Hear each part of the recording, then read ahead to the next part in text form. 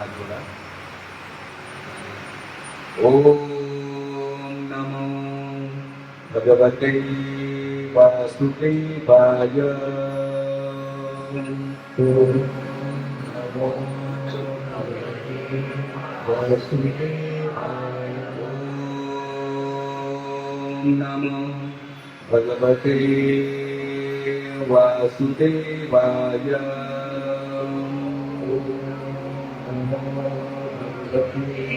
वासुदेवाय. नमो भगवते वासुदेवाय.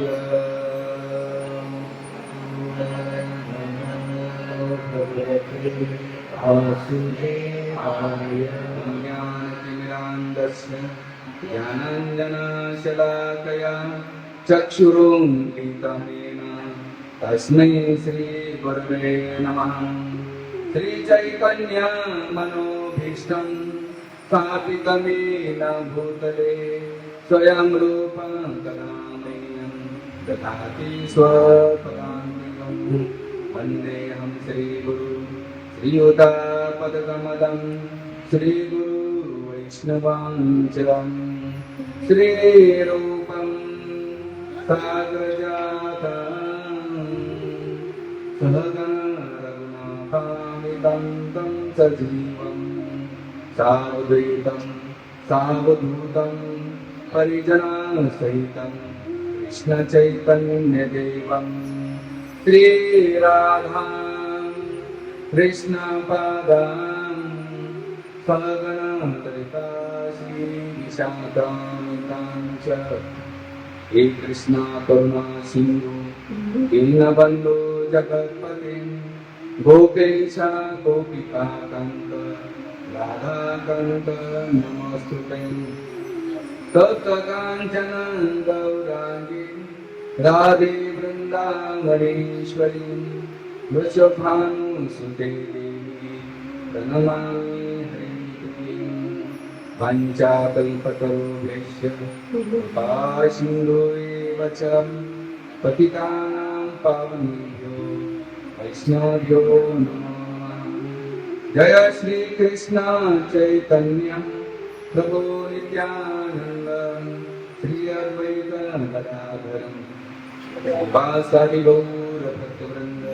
हरे कृष्णा कृष्णा कृष्णा हरे हरे हरे राम राम राम हरे हरे. हरे कृष्णा कृष्णा कृष्णा हरे हरे हरे राम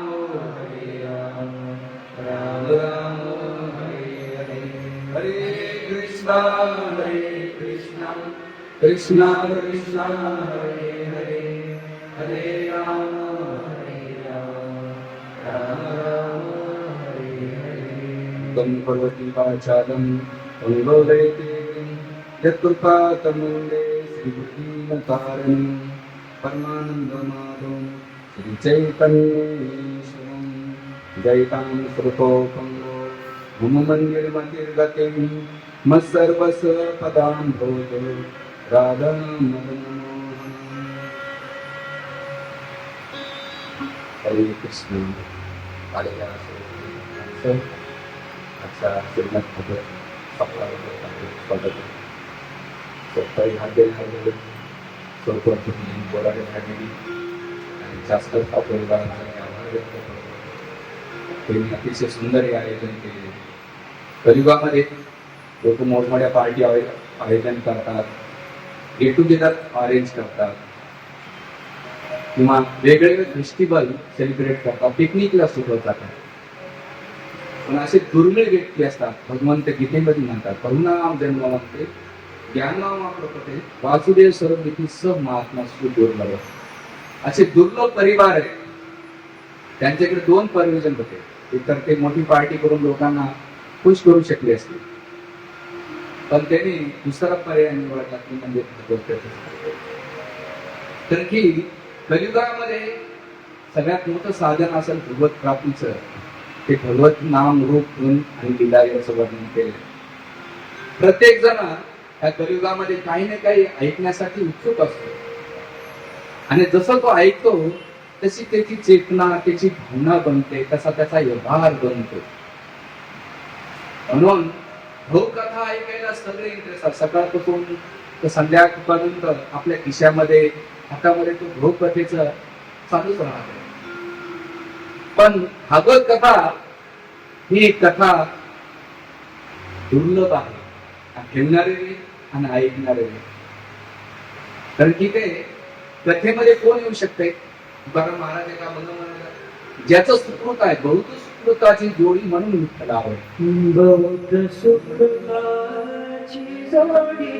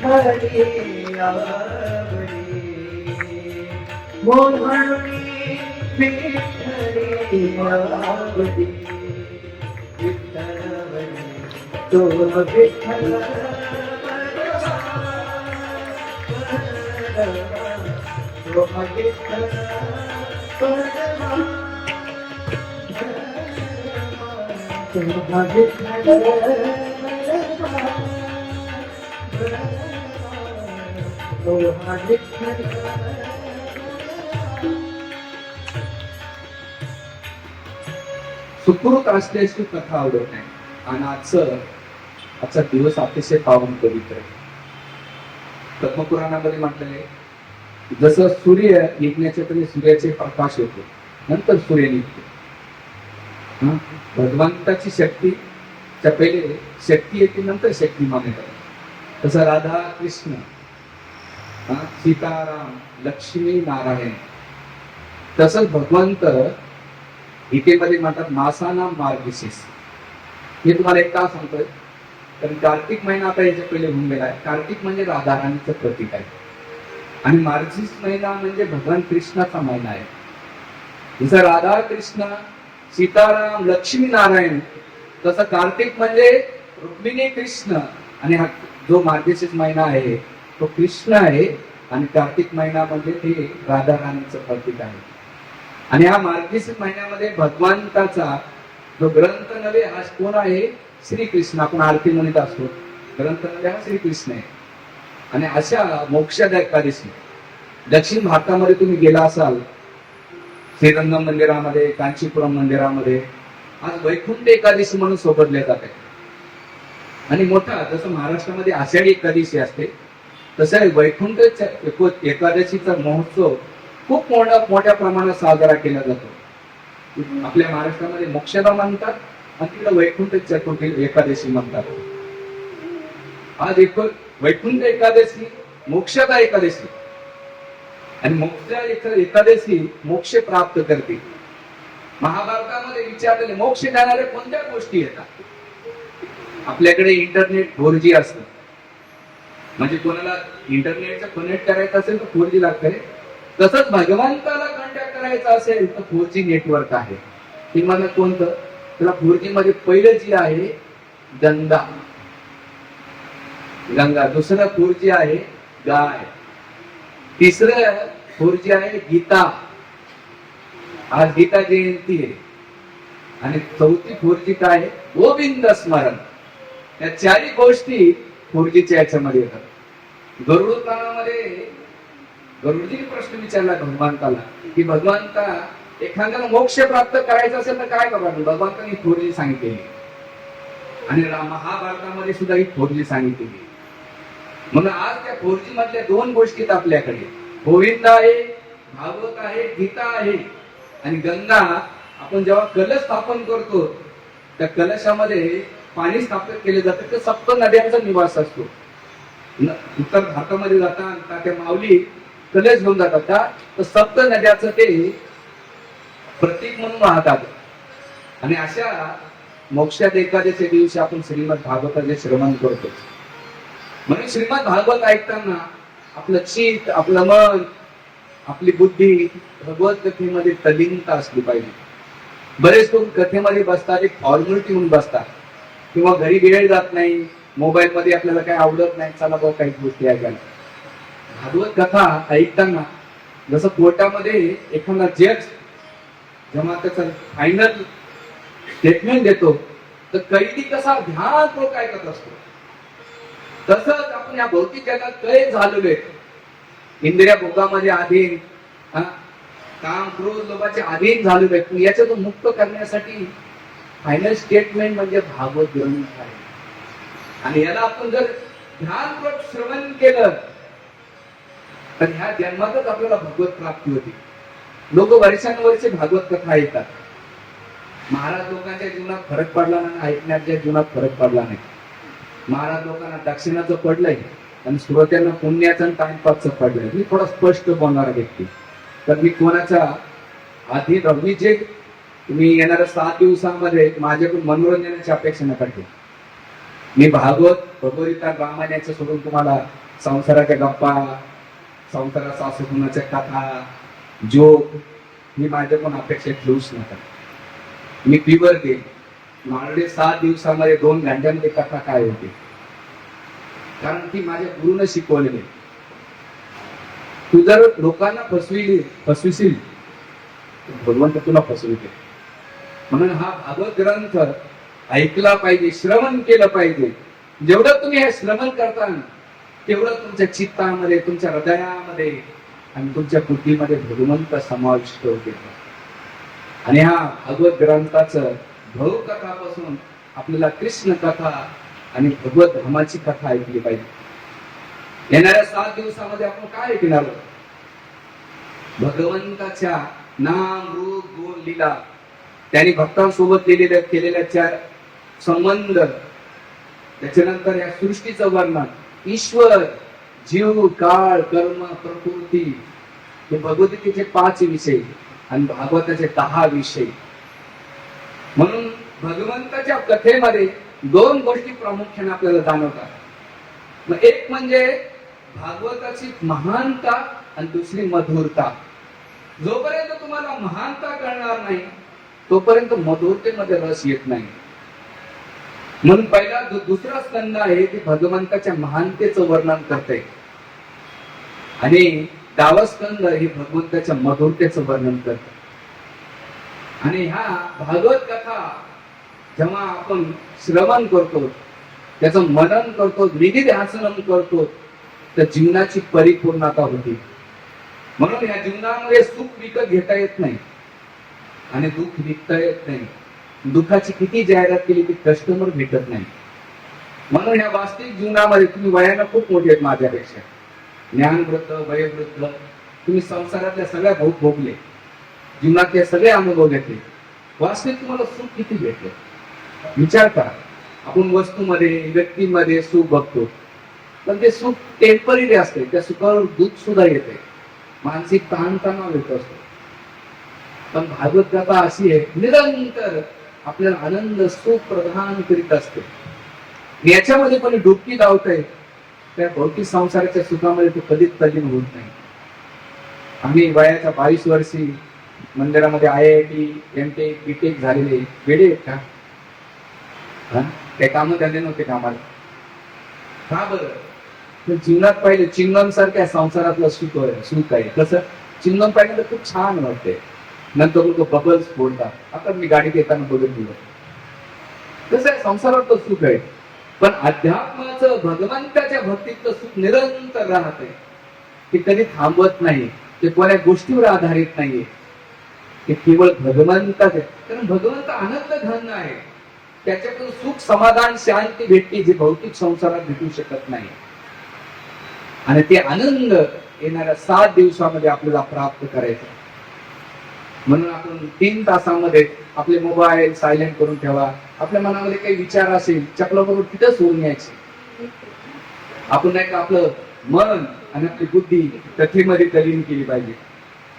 असं म्हटलं जाते भागवतामध्ये. श्रीमद भागवतम याचं वर्णन पद्मपुराणामध्ये 6 अध्याय आणि स्कंद पुराणामध्ये 4 अध्याय असेच 10 अध्यायामध्ये भागवत कथेचं महिमाचं वर्णन केलेले. बघा, भौतिक जगामध्ये कोणती गोष्ट ऍडव्हर्टाईज करावी लागते. ऍडव्हर्टाईज केल्यानंतर लोक त्याच्याप्रती अट्रॅक्ट होतात. जर एखादी बॅटरी घ्यायची असेल तर एका माताजीचा फोटो लावला जातो. आता बॅटरीचा आणि त्या माताजींचा काय संबंध, पण तरी ऍडव्हर्टाईज केले जाते.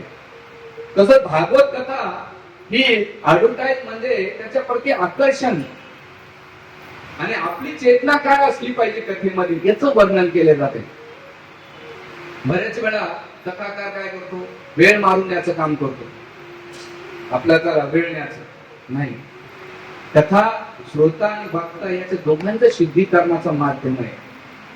राजा परीक्षितला 7 दिवस केवळ भागवत कथा ऐकली आणि सुखदेव गोस्वामीने केवळ कीर्तन केलं आणि दोघांचा उद्धार झालेला आहे. म्हणून आपण ह्या कथेमध्ये जेवढं मी कथा सांगेल तर तुमच्यावर माझ्या हृदयाचे शुद्धीकरण.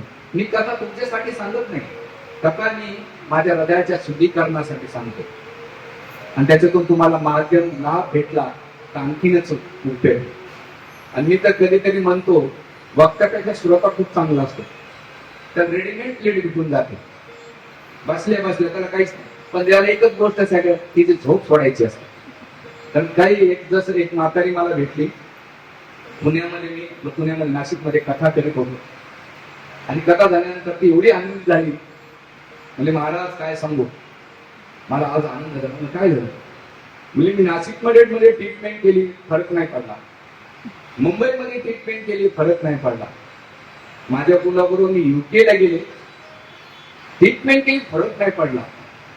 पण तुमच्या कथेमध्ये बसल्यानंतर मला फरक पडला. मला असं काय झालं माऊली की फरक पडला. म्हणजे जसे तुम्ही कथा चालू केली, मला सुंदर झोप लागून गेली. काय सुंदर झोप लागून गेली. काही कमी ना कोणाला झोप तरी लागते, माझ्या कथेला फायदा असं. म्हणून कथा ज्याच्या खांद्यावर पाप असेल ना तो ऐकू देत नाही, ज्याच्याकडे सुकृत असेल तो ऐकू शकतो.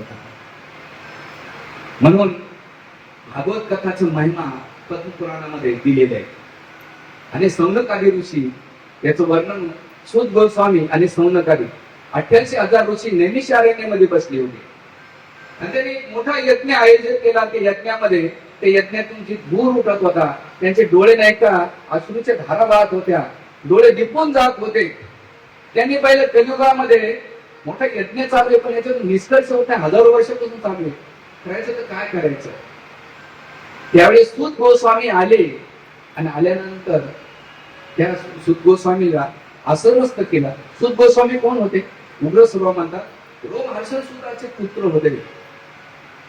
आणि त्यांना आसन दिलं आणि आसन दिल्यानंतर त्या प्रमुख ऋषी मुनीने सौनक आदी जे प्रमुख होते त्यांना नाही का आमच्या वतीने तुम्ही प्रश्न विचारा. आणि मग सौनक आदी ऋषीने प्रश्न विचारल्यानंतर 17 पुराणाचं वर्णन केलं.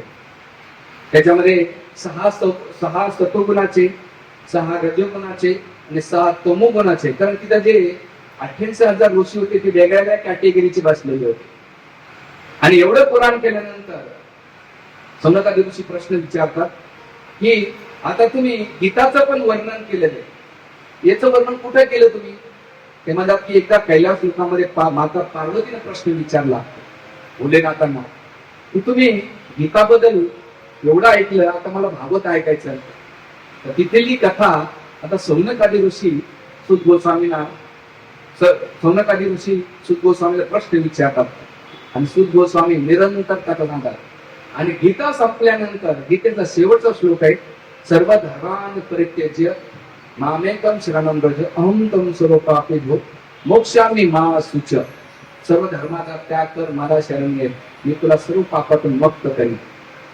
आणि जिथं गीता संपते तिथं भागवत सुरू होते.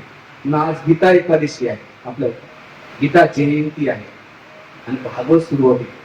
तुकाराम महाराज म्हणतात, गीता भागवत करते श्रवण अखंड चिंतन विठोबाचे.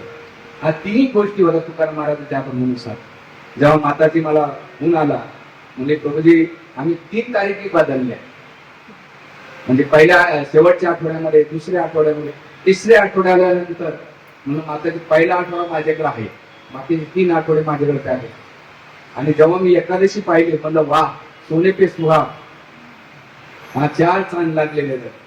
पण त्याच एकादशीचं महात्मा आणि तिन्ही गोष्टी होतात. गीता पण आहे, भागवत आहे आणि अखंड चिंतन भगवान करतो. गोविंद बोलो हरी गोपाल बोलो, अरे गोविंद बोलो हरी गोपाल बोलो, गोविंद बोलो हरी गोपाल बोलो, गोविंद बोलो हरी गोपाल बोलो, गोविंद बोलो हरी गोपाल बोलो, गोविंद बोलो हरि गोपाल बोलो, गोविंद बोलो हरि गोपाल बोलो, गोविंद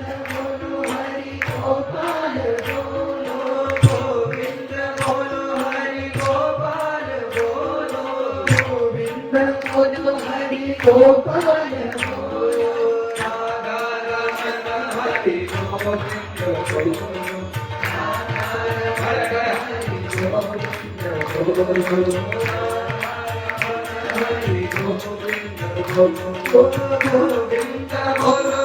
गोपाल बोलो, गोविंद बोलो हरि गोपाल बोलो, गोविंद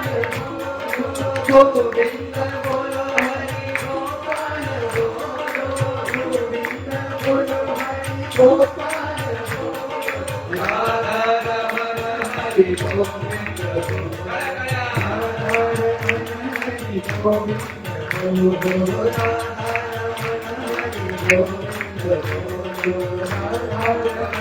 हरि गोविंद बोलो, गोपाल कृष्ण भगवान की जय. तर भगवंताचं नाव आणि ह्या तिन्ही गोष्टीचा संयोग आलेला आहे. आणि मग सौनकादी ऋषीने प्रश्न विचारल्यानंतर सुत गोस्वामी भागवत कथाचं पद्मपुराणाच्या आधारावर महिमा सांगतात. त्यामध्ये एक दिवस नारद मुनी अतिशय विचलित अवस्थेत, दुःखी अवस्थेमध्ये आणि चिंताग्रस्त अवस्थेमध्ये भद्रिका आश्रम मध्ये गेले. आणि गेल्यानंतर तिथे चतुर्कुमार बसले होते.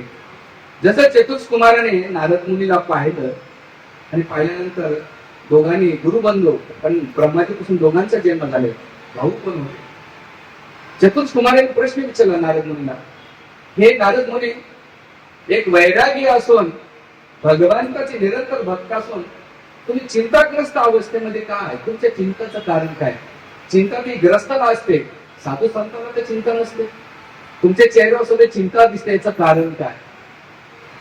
त्यावेळेस नारद मुनी म्हणतात, हे मुनिवर, मी बरेच तीर्थ फिरलो, दक्षिण भारत, उत्तर भारत, बद्रिकाश्रम, गंगोत्री, यमुनोत्री, सगळे तीर्थ केले. सगळ्या तीर्थामध्ये स्नान केलं, यजन याजन केलं, पठण पाठन केलं, पण माझी चिंता दूर नाही झाली.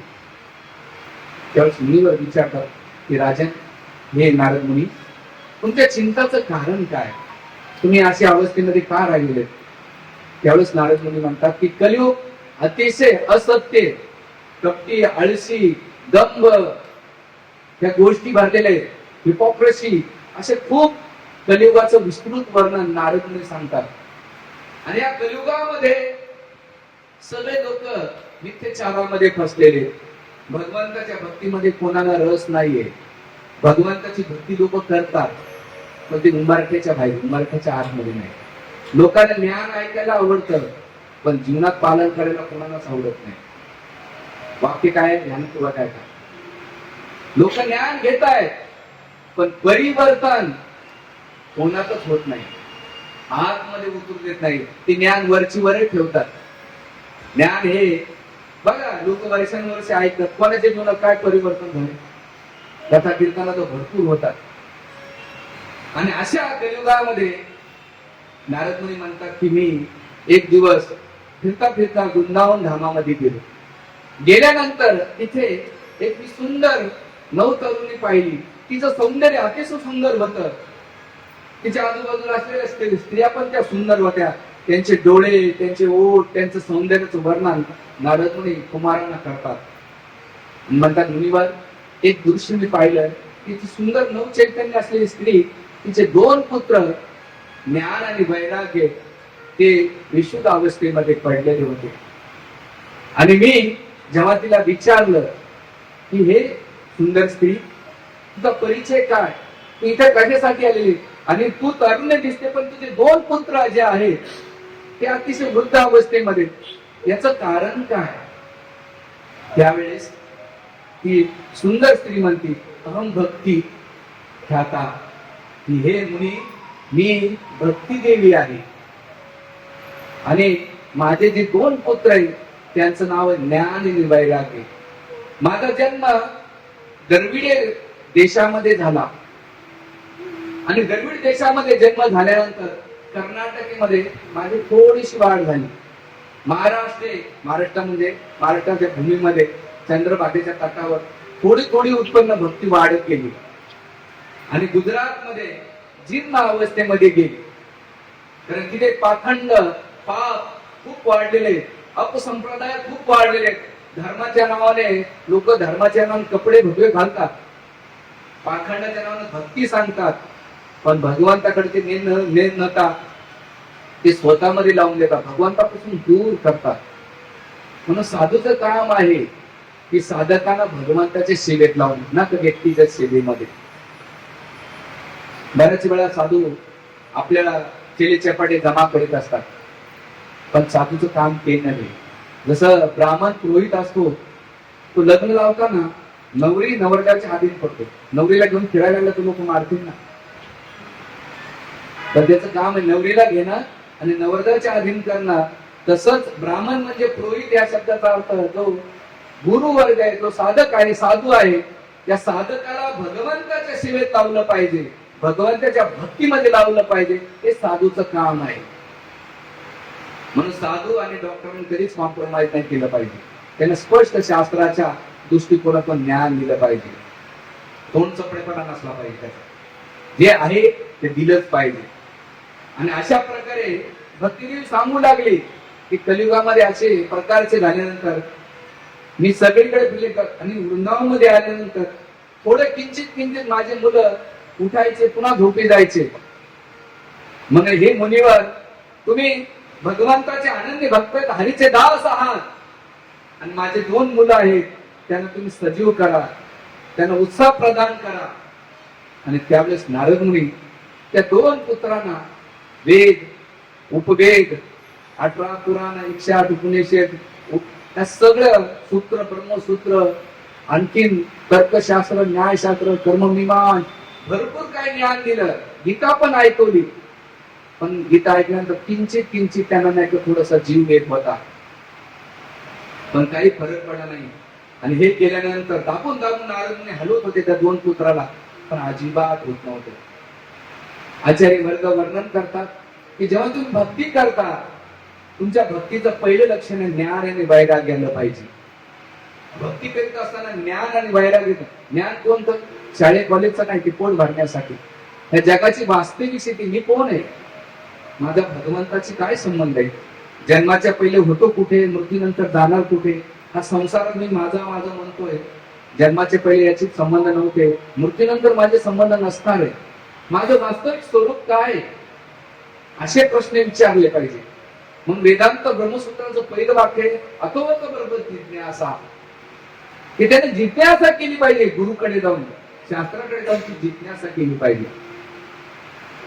आणि मग तिथे नारद मुनी ह्या खूप प्रयत्न केल्यानंतर भक्तीचं ज्ञान आणि वैराग्य. वैराग्य म्हणजे कोणी भक्ती करीत असेल, अध्यात्म करीत असेल, त्याचे 2 लक्षणं सांगतात आचार्य वर्ग. एक म्हणजे संसाराच्या प्रती त्याला इंटरेस्ट राहत नाही, हे पहिलं लक्षण भक्तीचं. दुसरं त्याचं भगवंताच्या प्रती आकर्षण वाढतं. आणखीन एक गोष्ट आहे, भक्ती करताना वाईट सवयी त्याच्या कमी झाल्या पाहिजे आणि चांगल्या सवयी निर्माण झाल्या पाहिजे, हे भक्तीचं लक्षण आहे. भक्ती करून जर या गोष्टी निर्माण होत नसेल, तुम्ही स्वतःला लोकांना फसवता. तुम्ही लोकांच्या नजरेत येऊ शकता, पण भगवंताच्या नजरेत नाही येऊ शकत. वाक्य ध्यानपूर्वक आहे. काय वाक्य? लोकांच्या नजरेत येऊ शकतात, पण भगवंताच्या नजरेत येऊ शकत नाही. खूप लोक भक्ती करतात, पण त्यांच्या स्वभावामध्ये, त्यांच्या व्यवहारामध्ये, त्यांच्या कार्यामध्ये अजिबात फरक पडत नाही. म्हणून इथे ज्ञान आणि वैराग्य, जेव्हा ही अवस्था झाल्यानंतर नारद मुनी त्यावेळेस भक्तिदेवी म्हणतात, भक्तिदेवी काळजी करू नको, मी हरिदाचा दास आहे. जोपर्यंत मी घराघरामध्ये, गावागावामध्ये, ग्रामाग्रामामध्ये, शहराशहरामध्ये पोहोचून देत नाही, तोपर्यंत मला हरिचा दास मानण्याचा अधिकार नाही. आणि मग तिथून नारद मुनी जातात आणि सगळीकडे तीर्थयात्रा करतात, भ्रमण करतात आणि ते मार्ग सापडत नाही. आता तुम्हाला प्रश्न पडला असेल इथे कदाचित, जो ध्यानपट श्रवण करा, नारद मुनी तर भगवंताचे भक्त आहेत, त्यांना ही अवस्था का आलेली? भगवंत एखाद्या भक्ताला माध्यम करून काहीतरी त्या मोहातून, अर्जुनाला मोह पडला, अर्जुन मोहित नव्हता, पण अर्जुनाला मोहित करून नाही का गीता प्रगट केली. आणि नारद मुनी जे वेदव्यासांचे गुरु आहेत, ब्रह्माजीचे पुत्र आहेत, पण त्यांना सुद्धा भगवंताने ते कारण बनवलं. त्या कारणामुळे आपल्याला भागवत ग्रंथ भेटणार आहे. म्हणून भागवत ग्रंथ ऐकताना दोन लेवलला ऐकताना, मनुष्य स्तरावर ऐकताना तो भ्रमित होऊन जातात. असं का तसं का, आपली मटेरिस्टिक मेंटॅलिटी, भौतिक बुद्धीने आपण जेव्हा विचार करू ना, तर आपल्याला प्रश्न पडेल.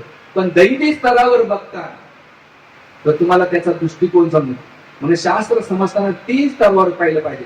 एक व्यावहारिक स्तरावर, एक आध्यात्मिक स्तरावर आणि एक मनुष्य सामाजिक स्तरावर अध्यात्माला, ग्रंथाला पाहिलं पाहिजे. आपल्याकडे नुसते पारायण होतात पोपट्यासारखे, मागचं काही नाही.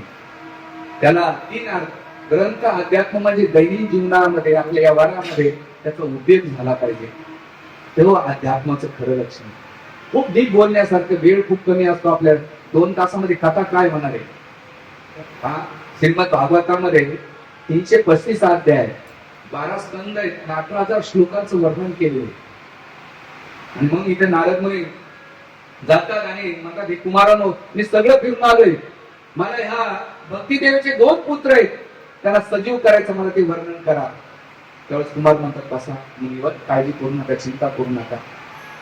आणि बसवल्यानंतर तिथे ह्या कलियुगामध्ये ज्ञान योग, कर्मयोग, ध्यान योग, अष्टांग योग याने स्वर्ग प्राप्ती होऊ शकते मनुष्याला. भौतिक इच्छा, आकांक्षा पूर्ण होऊ शकतात. आणि माणसाकडे प्रायण अल्पायुष्य, कलशमी युगे, त्यांना मंद सुमंद भागे युपद्रता. कलियुगामध्ये प्रायण अल्पायुष्य, कोणी व्यक्ती आयुष्य कमी असल्यामुळे ह्या योगाचं पालन करून भगवंताला प्राप्त नाही करू शकत. म्हणून हे मुनीवर, तुम्ही ह्या कर्मकांड, ज्ञानकांड, जे काही भौतिक इच्छा आकांक्षा घडून जे लोक काढलेले आहेत, त्याच्या पलीकडे तुम्ही त्यांना भक्ती योगाचं वर्णन करा, भक्ती सांगा. कलियुगामध्ये साधं सोपं मार्ग आहे, जे भक्ती करून कमी वेळामध्ये भगवत प्राप्ती होऊ शकेल. आणि मग त्यावेळेस नारद विचारतात की ती कशी करायची, काय आधार काय असला पाहिजे, मला तुम्ही काहीतरी मार्गदर्शन करा. त्यावेळेस ते म्हणतात, हे मुनीवर, तुम्ही जेव्हा वेदव्यास चिंताग्रस्त होते, तुम्ही त्यांना भागवत सांगितलं आणि वेदव्यासांना त्या चिंता अवस्थेतून काढलं, आणि तुम्ही आम्हाला असा प्रश्न विचारलाय. नारद मुनी म्हणतात, नाही, मी काही तुमच्याशी चेष्टा नाही करत, मी जे काही ते प्रश्न विचारत. म्हणून या भागवत कथेमुळं कितीतरी कुळांचा उद्धार झालाय.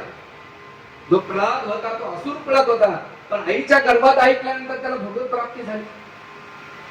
म्हणून तुम्ही काय करा, तुमच्या जे भक्तिदेवीचे 2 पुत्र आहेत, त्यांना श्रीमद भागवताची कथा सांगा. आणि मग कथा सांगण्यासाठी ते म्हणतात की आपण सगळेजण भद्रिकाश्रमून हरिद्वार मध्ये जाऊया, तिथे आनंद घाट आहे, त्या आनंद घाटावर आम्ही कथा करतो आणि तुम्ही कथा ऐकायला या. त्या कथा ऐकण्यासाठी सगळे देवी देवता, ऋषी मुनी सगळे आले. त्याचं वर्णन डिटेल्स मध्ये केले. सहशिष्य वशिष्ठ मुनी, दुर्वासा मुनी, अंगिरा ऋषी, वेदव्यास, देवल, आसित, धौम्य, असे कितीतरी, विश्वामित्री, देवरत्री, मार्कंडे, दत्तात्रय, भर्गो, पराशर, जाजली आणि वशिष्ठ, च्यवन, आणि याबरोबर सगळे 18 पुराण, 7 नद्या, वेद, सगळे मंत्र, तंत्र, शास्त्र सगळे मनुष्य रूपामध्ये आनंद घाटावर आले. म्हणून जिथं भागवत कथा होते, सगळे जण तिथे निवास करतात. म्हणून कलियुगामध्ये आता इथे कधी कधी आपण कथा सांगितलं, तुम्हाला एक शब्द आम्हाला थांबून ऐकायला भेटतो, हे काल्पनिक आहे, बाबा लोकांना काही कामात नाही. भौतिक मेंटॅलिटी ठेवतात तर तुमच्या डोक्यात कधी नाही, पण तुमच्याकडे विश्वास आणि श्रद्धा असेल ना, आणि हे काही काल्पनिक नाहीये. कितीतरी पूर्वार्थ आचार्य, आदिशंकराचार्य, मध्वाचार्य, रामाचार्य, विष्णू स्वामी, तुकाराम महाराज, ज्ञानेश्वर माऊली हे वेडे होते का? आणि आपणच कलियुगामध्ये 2 डिग्री घेतल्या म्हणजे हुशार होतो का? अरे कितीतरी लोकांमध्ये भगवत साक्षात्कार झालाय. मला एका प्रश्न विचारला होता इस्कॉन नाशिक मध्ये मित्र. आधी येतात आम्हाला असे प्रश्न द्या, का हो तुम्ही देवाला पाहिलं का? आता याला म्हटलं हो म्हणावं तर तुम्हाला काही हवीत गोळ्या मारतात, नाही म्हणावं तर तुम्हाला देव नाही कळालं तर आम्हाला कशाला सांगता? असे धर्मसंकट पाठवत लोक. काय प्रश्न विचारतात काही बरोबर नाही. येणाऱ्या काळामध्ये ते सगळे सांगाल नाही. त्यानं म्हटलं मी पाहिलं हे महत्वाचं नाही, पण माझ्या गुरुवर्गाने तुकाराम महाराजांना पाहिले, गुरुपादाने पाहिले, मोठमोठ्या साधू संतांनी पाहिले, आणि त्यांनी जे वर्णन केलंय मला त्यांच्यावर विश्वास आहे. आणि त्यांनी जे वर्णन केलंय मी ते तुला सांगत आहे. म्हणून हे सगळे ऋषी मुनी आले, सगळे देवदेवता आले आणि भागवत कथा सांगायला सुरुवात केली. भक्ती देवीला सुद्धा बोलून घेतलं नारद मुनी, आणि भक्ती देवीने 7 दिवस 7 रात्र श्रीमद भागवताची कथा आनंद घाटामध्ये ऐकली पाहिजे. म्हणून भागवत कथा ऐकताना 4 ठिकाण खूप महत्वाचे आहेत. एक गोकर्ण कर्नाटक मध्ये, दुसरं सुक्ताल, तिसरं नैमिषारण्य, आणि पहिली जी कथा झाली पहिली ती हरिद्वारमध्ये आनंद घाटामध्ये कथा झाली. या घाटावर ह्या स्थानावर कथा ऐकण्याचं महत्व हजारो पटीने आहे. पण माणसाला वेळ नाही, पैसा पण नाही, इंटरेस्ट पण नाही. डॉक्टरकडे आपण 8 दिवस हॉस्पिटलमध्ये राहू, पैसे पण घालू, आणि कथाला वेळ म्हटलं की लोकांना नाही असतो. का? अध्यात्मामध्ये आवड नाही तर सवड निघत नाही. आणि एखाद्याला सांगितलं संध्याकाळी 7 वाजता पार्टी आहे, आणि तो सीएसटी ला जरी असला तो डोंबिवलीला नाही तर बोंबलत येऊन जाईल का पार्टी. पण कथा सांगितलं जवळच सुद्धा येत नाही. तर कलियुगामध्ये असे सगळे नमुने भेटणार आहेत, असं काही हरकत नाही. 4 जरी डोके बसले कथा ऐकायला तरी त्याचं उदाहरण आहे. आणि तुमच्या बरोबर आणि मी कथा तुम्ही एवढं उत्साहाने बसलात, एवढं उत्साहाने ऐकतात, तुमच्यामुळे पण मला प्रेरणा भेटते. श्रोता जर स्वतः झाला ना, श्रोताने स्वतः माहिती का तो लगेच झोपून जातो, त्याला स्वतः म्हणतो स्वतः. तर 7 दिवस 7 रात्र श्रीमद भागवताची कथा भक्तिदेवीने ऐकली. आणि ऐकल्यानंतर भक्तिदेवीचे 2 पुत्र ज्ञान आणि वैराग्य लगेच जिवंत झाले, सजीव झाले. त्यावेळेस भक्तिदेवी तिच्या सोबत सप्त नद्या आनंदात उत्साहाने नृत्य करू लागले, भजन करू लागले. श्री राधे गोविंदा भजले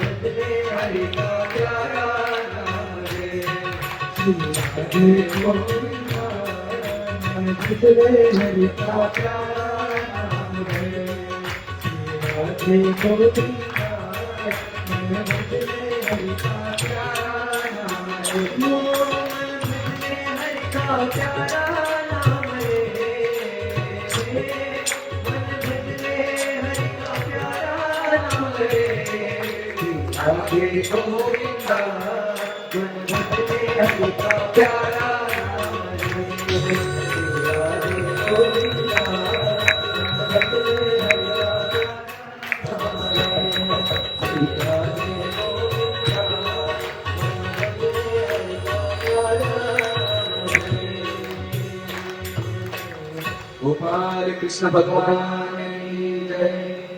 आणि मग गेल्यानंतर इथे चतुर्कुमार म्हणतात की भागवत ज्या ठिकाणी होतात ते 3 गोष्टीचा निवास असला पाहिजे. एक म्हणजे सतत भगवंताचं नाम, तुळशीची सेवा असली पाहिजे. आज तुळशी मला सांगायचं राहिलं पण उद्या निश्चित होईल, तर ती भक्ती प्रदान करते. वृंदाय तुलसी देवाय प्रियाय केशव सच विष्णू भक्ती प्रतिदेवी सत्य भक्ते नमो नमः. वृंदादेवी तुलसी माने भक्ती प्रदान करते. आणि हे केल्यानंतर तिथे कुमार म्हणतात भागवत कथा कशी ऐकली पाहिजे. सदा सेव्यम श्रीमद भागवती कथा यस्य श्रवण मात्रेण हरिचित्त समाश्रित. कथा कशी असली पाहिजे. सदा सेव्यम श्रीमद भागवती कथा. सदा जसं श्वास घेतो ना आपण 5 मिनिटं बंद केलं तर काय बंद पडून जाईल. जसा श्वास घेतो तशी कथा असले. सदा सेवम श्रीमद भागवती कथा, भगवंताची कथा ऐकली पाहिजे, भावकथा नाही ऐकली पाहिजे. युट्यूबवर, व्हॉट्सअपवर, फेसबुकवर गरीब काय चालू आहे, राजकारणामध्ये काय चालू आहे, काय ऐकून काय भेटणार आहे? शेजारी पाजारी गप्पा. आणि बरेच लोकांचं गावचं धुणं धुण्यामध्येच वेळ निघून जातो. माहिती आहे गावचं धुणं? शहरातील लोकांना माहित नसेल. निंदा करणे, गॉसिप करणे, त्याला म्हणतात गावचं धुणं धुणं. किती मनुष्य जीवन कशासाठी भेटलेलं आहे? सदासेव श्रीमद भागवती कथा. यश्य काय ऐकल्यानंतर काय होईल? यश्य श्रोत मात्रेने, थोडस तरी ऐकलं, हरी चित्त समाश्रित. हरी नाही का भगवंत चित्तामध्ये समाविष्ट होतात. केवळ श्रवण मात्रेने जर तुम्ही श्रवण केलं भगवत कथा तर चित्तामध्ये समाविष्ट होते. आणि ज्याच्या चित्तामध्ये भगवंत समाविष्ट होतात, नेहमी सांगत असतो, कोणी लोक चर्चा करतात ना, त्यांच्या कळते त्यांची लेवल काय. जे पोटात आहे तेच पोटात आहे. आपण वॉमिटिंग करतो. आता मी गाडीतून येताना बघत होतो, एक जण फोर व्हीलर मधून लहान बाळ वॉमिटिंग करत होतं. म्हणजे जे खाल्लं तेच येणार आहे. तसंच आपण जे काही ऐकतो बघतो तेच आपल्या चर्चेचा विषय असतात. पण जे भागवत कथा ऐकतात, भगवंत अर्जुनाने प्रश्न विचारलाय गीतेमध्ये की भगवंत तुमच्या भक्ताचं लक्षण काय? भगवंत गीतेमध्ये म्हणतात, तेषां सुतिक्राम मच्चिता मद्गत प्राणा बोधयंत परस्परम कथयन्ते मां नित्यम तुष्यन्ति च रमन्ति च. काय मच्चिता? त्यांचं चित्त माझ्यामध्ये समाविष्ट असते. मच्चिता मद्गत प्राणा, त्यांचा प्राण माझ्यामध्ये अटकलेला आहे. बोधयंत परस्परम, जेव्हा ते एकूण एकाला भेटतात ना, परस्पर भगवंताच्या कथा करतात. आणि काय होतंय? तुष्यन्ति च रमन्ति च, रमन होता, संतुष्ट होता, जे भौतिक संसारात होऊ शकत नाही. म्हणून सदासेवम श्रीमद भागवती कथा असं ऐकलं पाहिजे. भागवतामध्ये आणखी एक श्लोक येतो, श्रवणंता श्रद्धया नित्यम निरनिंत सोचेष्टितम कालेनाति दीर्घेन भगवान दिशती हृदयी. काय झालं? श्रवणंता श्रद्धया नित्यम, श्रवण करा, श्रद्धा असली पाहिजे. श्रद्धा नित्यम ग्रहणंती सोचेष्टितम, ग्रहण केले पाहिजे, चेष्टा पालन केलं. गालेनाति दीर्घेन, अजिबात वेळ लागत नाही. भगवान विषयी हृदय, भगवंत हृदयामध्ये प्रविष्ट होतात. कसं? कर्ण प्रविष्टेना, कानाच्या माध्यमातून भगवंत जातात. म्हणून आमचे कृपालाचे गुरु महाराज सांगतात, भगवंताला पाहण्याचा प्रयत्न करू नका, तुम्हाला भगवंत कधी दिसणार नाही. अशी भक्ती करा, अशी भक्ती करा, अशी सेवा करा की भगवंताने तुम्हाला पाहिलं पाहिजे. असं श्रवण करा, ज्याच्याबद्दल आवडतं ना त्याच्याबद्दल श्रवण करायला आवडतं. बघा कॉलेजची मुलं किती बडबड करतात मोबाईलवर, किती बोलतात. त्यांना एकमेकाला ऐकायला बोलायला आवडतं. जी गोष्ट आवडते ती आपण बोलतो का ऐकतो. तसंच कथा ही ऐकली पाहिजे.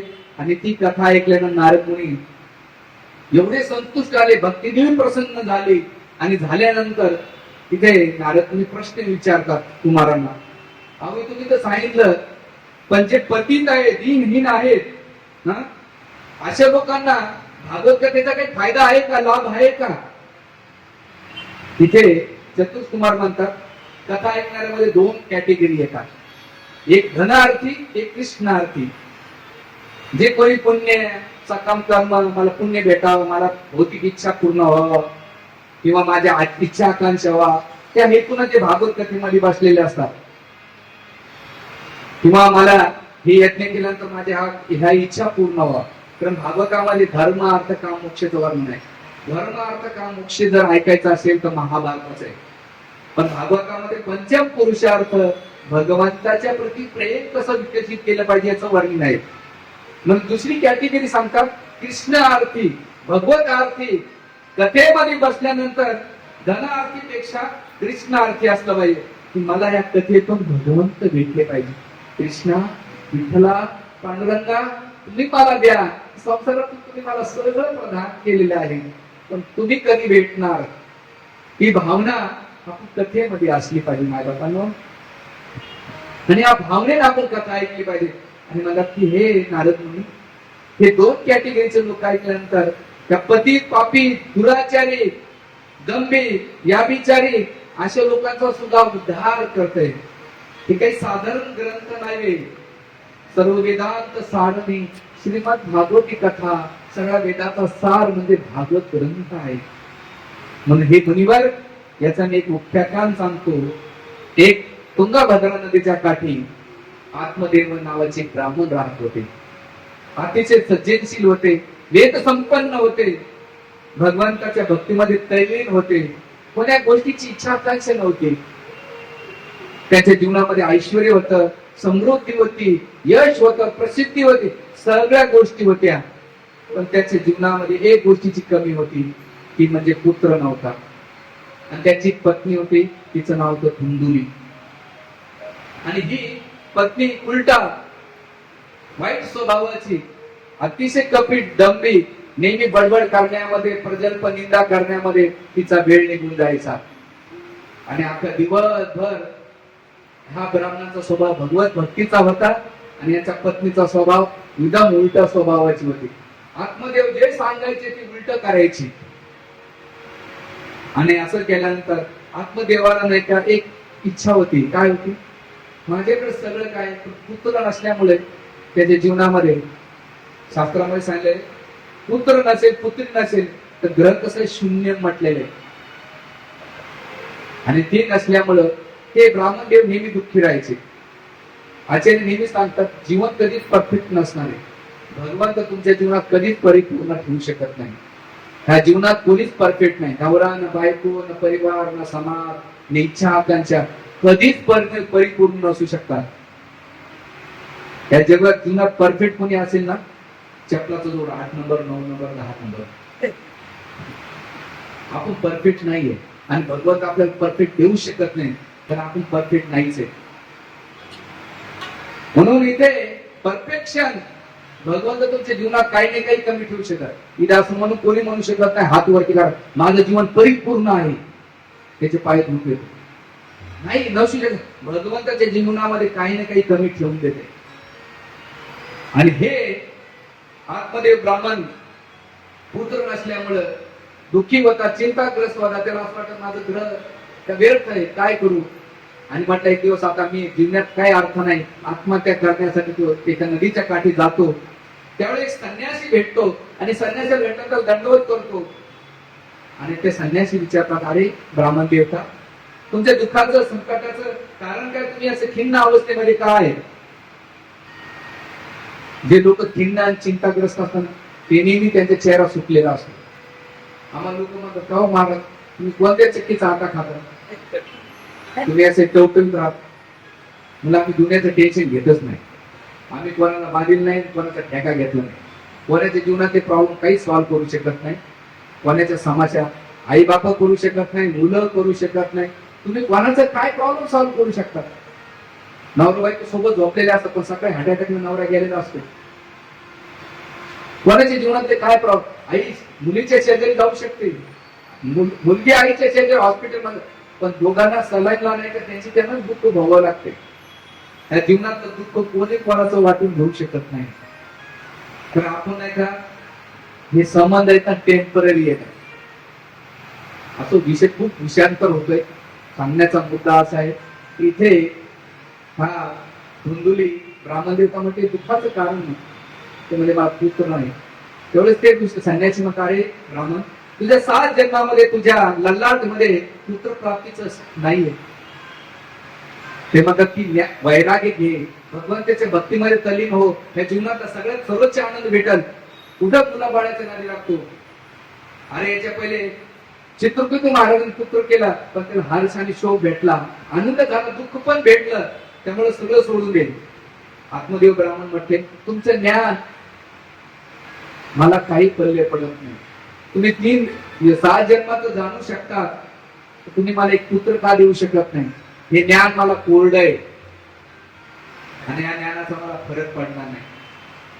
म्हणून बघा ना कलियुगामध्ये आपण किती लोकांना ज्याचा माइंडसेट असेल ना, तुम्ही त्याला किती ज्ञान द्या, त्याचा स्वभाव त्याचे विचार कधीच बदलू शकत नाही.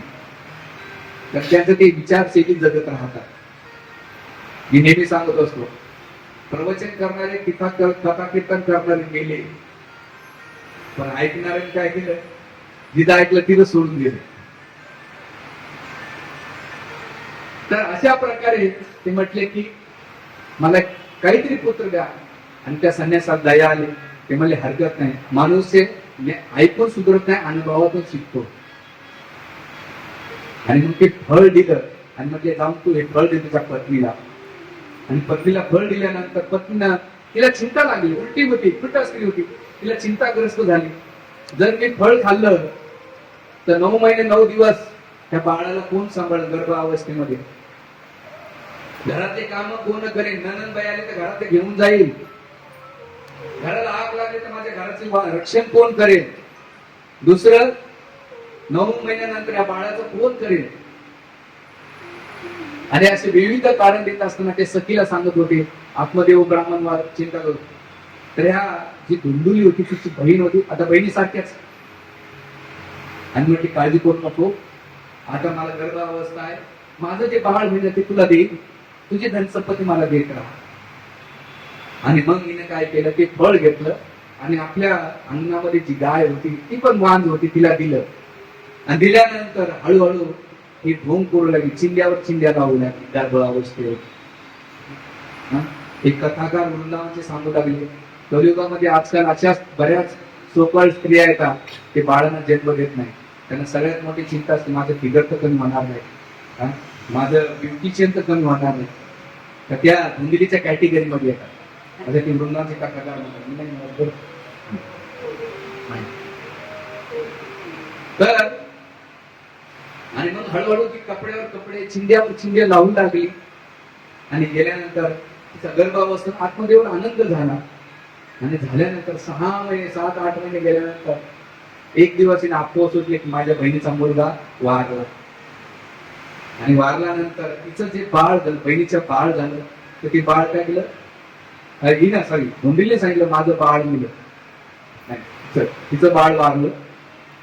आणि मग आता तिला घेऊन येते, हिला पण बाळंतीण झाली धुंदिली. पुत्रा जन्म झाला तर आत्मदेव ब्राह्मण साखरपान वाटला, सगळीकडे आनंद झाला. आणि मग ती म्हटली की आता माझ्या स्तनातून दूध येत नाही, मी नाही का माझ्या बहिणीला बोलवते. आणि हळूहळू बहिणीला बोलवलं, त्या बाळाची सेवा करू लागली. पण ते बाळाचे पाय पाळण्यात दिसतात. म्हणून गर्भधारण संस्कार खूप महत्वाचे असतात. आता जर कम्फर्ट झोन मध्ये राहता तर भविष्य स्ट्रगल करावं लागेल, पण आता संघर्ष करतात तर फ्युचर कम्फर्ट झोन मध्ये. बाकी किती ध्यान तो काय का, अध्यात्मामध्ये असो कोणत्याही गोष्टीमध्ये असो, संघर्षानंतर सफलता भेटते.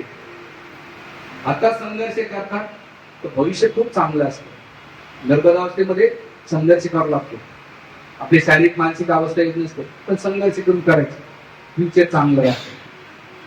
तसं अध्यात्मामध्ये भौतिक संसारामध्ये पण हा नियम लागू. मी मुलांनाही सांगत असतो, मुलांना अभ्यास आता जर केला तर फ्युचर चांगलं आहे.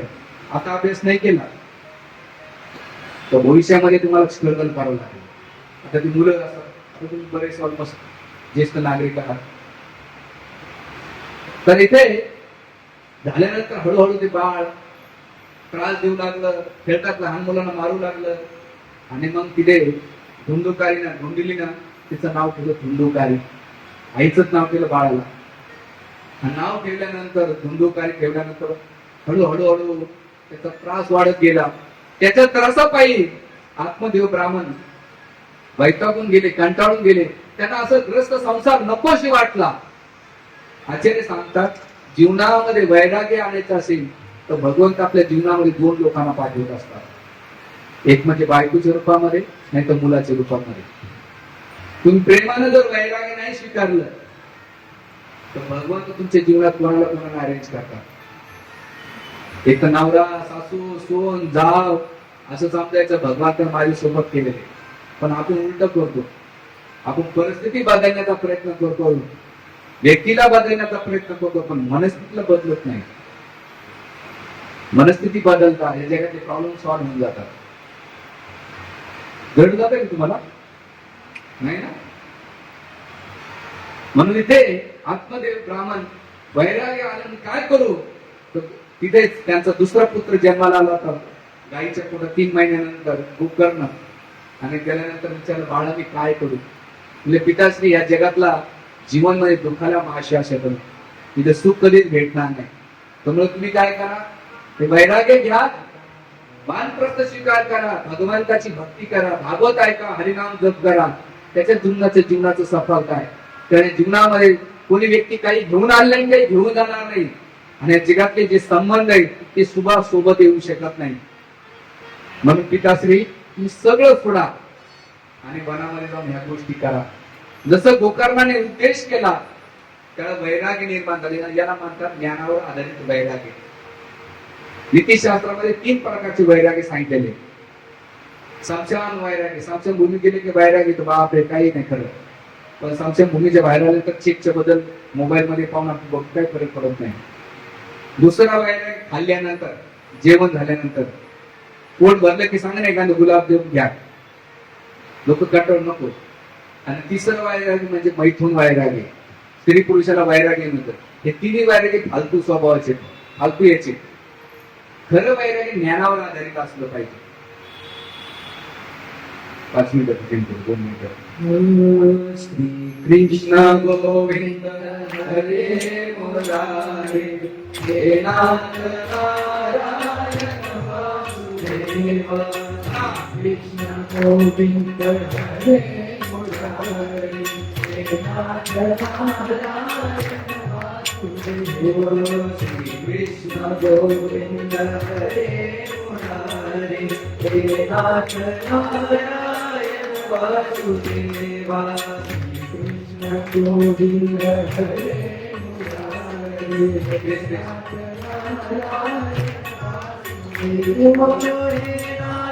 नारायण वासुदेवा.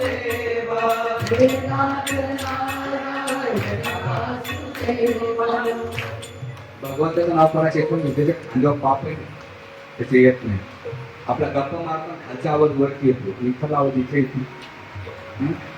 त्यामुळे भगवंताचं नाव असं एकीपासून घेतलं पाहिजे. श्री कृष्ण गोविंद हरे मुरारे, हे नाथ नारायण वासुदेवा. कृष्ण गोविंद हरे मुरारे, हे नाथ नारायण वासुदेवा. हे नाथ नारायण वासुदेवा. हे नाथ नारायण वासुदेवा. हे नाथ नारायण वासुदेवा. हे नाथ नारायण वासुदेवा. श्री कृष्ण गोविंद हरे मुरारे, हे नाथ नारायण वासुदेवा. श्री कृष्ण गोविंद हरे मुरारे, हे नाथ नारायण वासुदेवा. श्री कृष्ण गोविंद हरे मुरारे, हे नाथ नारायण वासुदेवा. श्री कृष्ण गोविंद हरे मुरारे, हे नाथ नारायण वासुदेवा.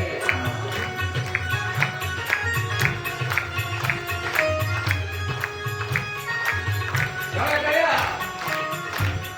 जय हो. हरे गोविंद.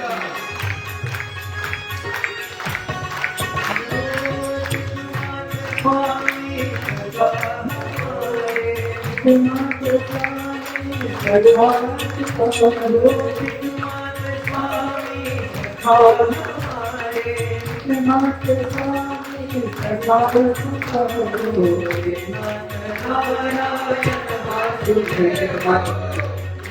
गोविंद हरे मुरारे, हे नाथ नारायण वासुदेवा. कृष्ण गोविंद हरे मुरारे, हे नाथ नारायण वासुदेवा. गोपाल कृष्ण भगवान की जय. आणि हा धुंदुकाराने अतिशय त्रस्त केल्यानंतर बापाने वैराग्य घेतलं. नंतर आईला पण तो धनामुळे, ऐश्वर्यामुळे त्रस्त करू लागला. आणि त्याच्या त्रस्तापायी तिनं नाही का त्याच्या शेजारच्या विहिरीमध्ये आत्महत्या केलेली आहे. म्हणून कर्माचा नियम असा आहे या जगामध्ये, एकदा भगवंत माफ करतील पण कर्म कधीच माफ करत नाही. मी नेहमी सांगत असतो, देवाला घाबरू नका. पण कर्माला घाबरा. एकदा देव माफ करेल पण कर्म माफ नाही करणार. मग आपण काय वागतो, कसे बोलतो, कसा व्यवहार करतो, तो परत फेड आपल्याला जसाच तसा भेटणार आहे. म्हणून आपले कर्म कधीच वाढू नका, कोणाचे बरे गोष्टी नका पडू. आपलं जीवन आपण आगले काही बस्ती नाही बाबा, आपण एक मस्ती नाही. आपल्या दुनियात जगलं पाहिजे. आपल्याला दुसऱ्यामध्ये डोकण्याचा जास्त सवय पडलेली आहे. मी थोडा प्रॅक्टिकली बोलणारा व्यक्ती आहे. तुम्हाला असे गावगप्पा बऱ्याच कथाकार असतात ना, इकडे तिकडे सांगितले बरं वाटते. मी थोडं तत्वाला धरून बोलणार. तर तत्व जेवढं तुम्ही ऐकता तेवढं तुम्ही स्ट्रॉंग बनता. आणि तत्वज्ञान हे माणसाला बुद्धीला स्ट्रॉंग करतो. म्हणून आता थोडासा तत्वज्ञानाचा पाठ, उद्यापासून मी कथा घेईल, काळजी करू नका. म्हणून इथे वैराग्य आईनं आत्महत्या केली आणि यानं 5 वेश्या आणल्या. घरात धन संपत्ती या विचारामध्ये त्यांचं पालन पोषण करण्यामध्ये हा धुंदुकारी लावू लागला. याचा स्वभाव पाहून, व्यवहार पाहून त्याचा भाऊ गोकर्ण तो तीर्थयात्रेला निघून गेलेला आहे. त्याने उद्योग देण्याचा प्रयत्न केला पण नाही पडलं. विनाशकाली विपरीत बुद्धी म्हटल्या जाते. निघून गेल्यानंतर हा वेश्या सोबत संभोग करू लागला आणि त्यासाठी तो मोठमोठ्या डाकू चोऱ्या करू लागला, जुगार करू लागला, या नशापान करू लागला. घरातलं सगळं संपत्ती संपल्यानंतर तो मोठमोठ्या राजांच्या घरी चोरी करू लागला. असं खूप दिवस झाल्यानंतर हा जो धुंदुकारी होता, एक दिवस त्याने भरपूर संपत्ती चोरून आणली आणि त्या वेश्याने दिलं. वेश्याने विचार केला, 5 वेश्याने, की एक दिवस हे जो धुंदुकारी आहे आता तो स्वतः मरण राजाला दंड देईल, याच्याबरोबर आपल्याला पण देईल. म्हणून याचं काय करायचं, याचा आपण काय करू, खून करून टाकूया. म्हणून या 5 वेश्या काय करतात, त्याला धरतात, हातपाय बांधतात, त्याच्या मुखामध्ये कोळसा भरतात. मरत नाही, तडफडत असतो. आणि मग शेवटी काय करतात, त्याच्या गळा दाबून मृत्यू होतो. आणि घरामध्ये दफन करून निघून जाताना सांगतात शेजाऱ्यांना, आम्ही बाहेर चालवले, आमचे पती आले की त्यांना सांगा आम्ही आहे. आणि मग तिथे आत्मा खून केल्यानंतर तो जो धुंदुकारी होता तो भूत प्रेताच्या रूपामध्ये वावरू लागला. असे खूप दिवस झाल्यानंतर त्याचा भाऊ गोकर्ण तीर्थयात्रा करून आल्यानंतर कोणीतरी निरोप दिला की तुझ्या भावाचा खून झालेला आहे. आणि त्याला दुःख झालं, त्याने गळ्यामध्ये पिंड घातले भावाच्या नावाने. आणि पिंड घातल्यानंतर तो पुन्हा आला तुंगभद्रा नदीच्या काठी आणि येऊन नाही का त्या अंगणामध्ये झोपला. झोपल्यानंतर हे भूत प्रेतच्या रूपामध्ये त्याला त्रस्त करू लागला. आणि त्रस्त करीत असताना त्याने विचारलं, बाई कोण आहे, आपल्या कंबडीतलं पाणी भेटून टाकतो. ते म्हणला, मी तुझा पती देन भाऊ धुंदुकारी आहे. माझी ही अवस्था माझ्या पत्नीने ज्या वेश्याने केलेली आहे, म्हणून मला याला काहीतरी उदाहरणाचं साधन कर, मला मुक्त कर. मी या भूत प्रेत यवनीमध्ये खूप दुःखी आहे. म्हणजे लोक सुसाईड करतात ना, त्यांना वाटतं ह्या जगात ते प्रॉब्लेम सॉल्व्ह झाला नाही, उलटा त्याच्या 1000 पटीने प्रॉब्लेम्स वाढतात सुसाईड केल्यानंतर. तर तो प्रेत आत्माच्या योनीमध्ये भटकत राहतो. त्याच्याबद्दल डिटेल्स आहेत. आणि मग केल्यानंतर त्यांनी विचारलं, गळ्यामध्ये पिंडदान घातलं. पिंडदान घालून सुद्धा याचं उद्धार नाही झालं, करायचं तर काय करायचं. त्यांनी इव्हन ब्राह्मणाला बोलवलं आणि म्हणजे ब्राह्मण देवतानं माझ्या बंधूचा उद्धार कसं होईल. सगळ्यांनी वेगवेगळे उपाय सांगितले. ते म्हणले तुमचे गुरु सूर्यदेवांकडे जा. आणि सूर्यदेवाकडे गेल्यानंतर सूर्याला विचारलं, माझ्या भावाचा उद्धार काय. त्यावेळेस गोकर्णाने सूर्यदेवाच्या सांगण्यावरून श्रीमद भागवताची कथा चालू केली. आणि ज्या तुंगभद्रा नदीच्या काठी भागवत कथा चालू झाली गोकर्ण या क्षेत्रामध्ये. आणि झाल्यानंतर एका बांबूच्या वासामध्ये, त्यात तो सूक्ष्म शरीरामध्ये 3 स्तर असतात शरीराचे. एक पंचमहाभूताचं शरीर, त्याच्यामध्ये सूक्ष्म असतात मन, बुद्धी, अहंकार. आणि त्याच्यामध्ये एक सूक्ष्म असतो, ते म्हणजे आत्मा. आपण शरीर सुटल्यानंतर आत्म्यासोबत 3 गोष्टी जातात, मन, बुद्धी आणि अहंकार जातो. सूक्ष्म शरीर, स्थूल शरीर आहे, ती बॉडी दहन केल्या जाते. आणि ते सूक्ष्म शरीर त्या बांबूच्या याच्यामध्ये केल्यानंतर गोकर्ण अतिशय शुद्ध अंतःकरणाने भागवत कथा सांगू लागला. आचार्य वर्णन करतात, ज्याच्या हृदयामध्ये भगवंत असेल तो श्रोत्यांच्या वर्गामध्ये भगवंत स्थापित करू शकतो. वक्त्याच्या मनामध्ये भौतिक इच्छा आकांक्षा असेल, भौतिक कारण असेल, तो श्रोत्यांच्या हृदयामध्ये ती गोष्टी आकांक्षा टाकत असतो. म्हणून कथाकार निवडताना तो नाही का भगवत भक्तीचा असला पाहिजे. कथाकाराचे 5 लक्षण सांगितलेले. एक म्हणजे भगवत मती असली पाहिजे. तर त्याची मती भगवत असेल तर श्रोत्यांच्या हृदयामध्ये भगवत मती असेल. दुसरं कारण सांगितलेले अनपेक्ष मान सन्मान प्रत्येकाची अपेक्षा नसली पाहिजे की माझी कथा झाल्यानंतर दंडवत करा, नमस्कार करा आणि मी या मताच्या माझ्या कोणी पाया पडू नये, मला आवडत नाही अजिबात. तर पाया पडण्यासाठी कोणी व्यक्ती असेल ते भगवंत आहे, संत श्रेष्ठ आहे आणि पामर आहे आणि किरकोळ माणसं आहे, कपडे घातल्यात कोणी मोठं होत नाही, तुच्छे कोण विचारताय जीवांना. जे स्वतःला नमस्कार आपली पात्रता आहे का आपण नमस्कार करण्यासाठी, आपण ते योग्य द्यायचं नाही. मला ते आवडतच नाही. मी सांगायचा मुद्दा तो अनपेक्षा असली पाहिजे. तिसरी गोष्ट श्रुत असलं पाहिजे त्याची भावना. दुसऱ्याचा नेहमी हितचिंतक असला पाहिजे कथाकाराचा. चौथी गोष्ट दिनेश आणि कंपया, जे दिनहीन दोबळे येतात त्यांच्याप्रती करुणा दया असली पाहिजे. यांना भगवत भक्ती कशी भेटेल, भगवंत कसे भेटतील, हे भगवंताकडे कसे जातील, ही भावना त्या कथाकाराची असली पाहिजे. आणि सगळ्यात शेवटचा लक्षण असलं पाहिजे बहुधा बहुध चतुरा, तो हुशार असला पाहिजे. शास्त्राचा सार ग्रंथ त्या श्रोतांना ते दिलं पाहिजे. हे वक्त्याचे लक्षण आहेत आणि श्रोत्यांचे पण तेवढे लक्षण आहेत की त्याने कसं असलं पाहिजे, काय असलं पाहिजे. याच्यावर एवढं विस्तृत वर्णन आहे आपल्याकडे. तर तिकडे आपण जाऊया. आणि मग गेल्यानंतर 7 दिवस 7 रात्र गोकर्णाने कथा सांगितली आणि त्या कथेमधून एक एक दिवस कांड तुटत गेलं आणि सगळ्यात शेवटची 7व्या दिवशी कथा झाली. आणि त्या कथे झाल्यानंतर कथा विराम झाली आणि झाल्यानंतर जे भूत प्रेतामधला धुंदुकारी होता त्याला साक्षात वैकुंठ रूपाचं प्राप्त झाली. शंखचक्र गदा पद्म पितांबर केलं, सारूप्य मुक्ती प्राप्त झाली. वैकुंठ विमान आलं. आल्यानंतर नंद सुंदर घेऊन जाण्यासाठी त्याला आले. गोकर्ण प्रश्न विचारतात नंद सुंदर नंदाला, कथा सगळ्यांनी ऐकली पण तुम्ही केवळ जो धुंदुकारी त्यालाच का घेऊन जाताय. नंद सुंदर म्हटले की काही श्रोता वर्ग बसले होते, ते नावाला श्रवण करीत होते.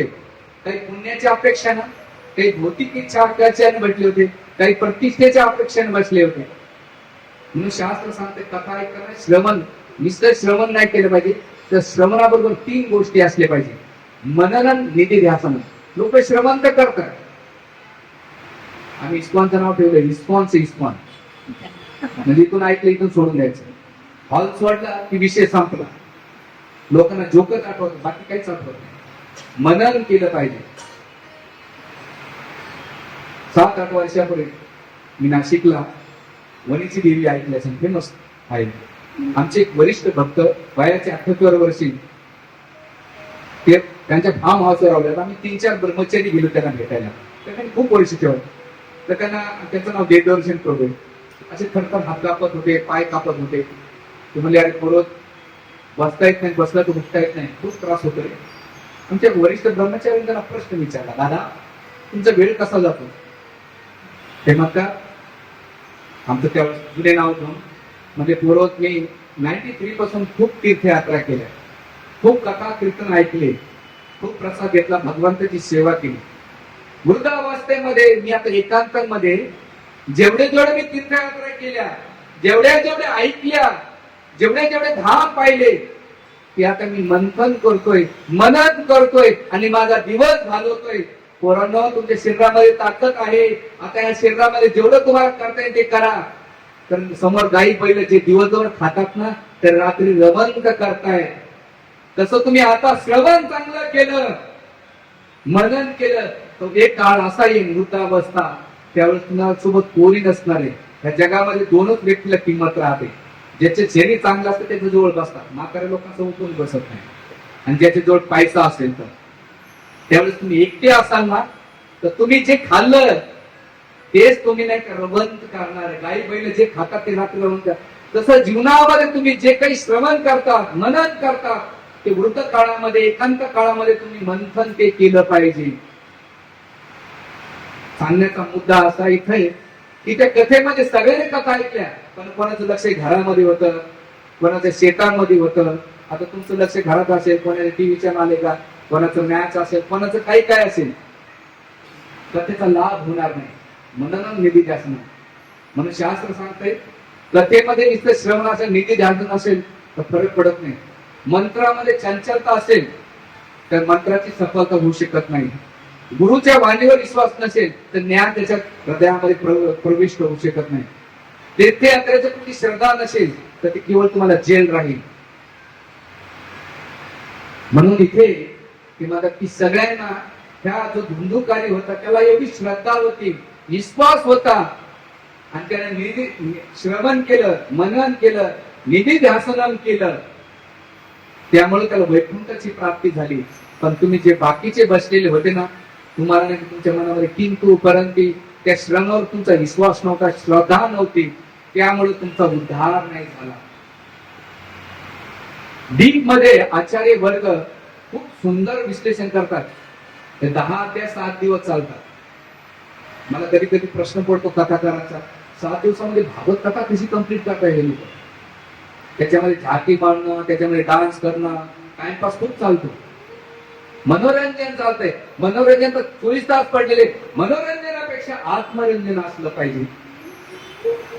आत्मरंजन काय असेल की मला भगवंत कसे भेटते, मला विठ्ठल कसे भेटते, पांडुरंग कसे भेटतील, ही भावना आपल्याला श्रवणाच्या माध्यमातून असली पाहिजे. भगवंताला प्राप्त करायचं असेल तर मायबापांनो एक गोष्ट पाहिजे तुमच्याकडे, ती म्हणजे इच्छा आणि तळमळ. इच्छा आणि तळमळ नसेल ना, तुम्ही वर्षानुवर्षे तुमचा वेळ जाईल. जसं एखादं बाळ मुळमुळ रडत असेल ना, आई त्याला घेत नाही, पण ते बाळ ट्याहा करून रडत असतं ना, आई सगळे काम सोडते, त्या बाळाला घेते रे बाळा माझ्याकडे. तसंच भगवंतासाठी कधी ते रडलं पाहिजे, भगवंताला पुकारलं पाहिजे, भगवंताला आतुरतेनं नाही का याचना केली पाहिजे, तेव्हा भगवंत येतात. हो, भगवंताचा साक्षात्कार होतो.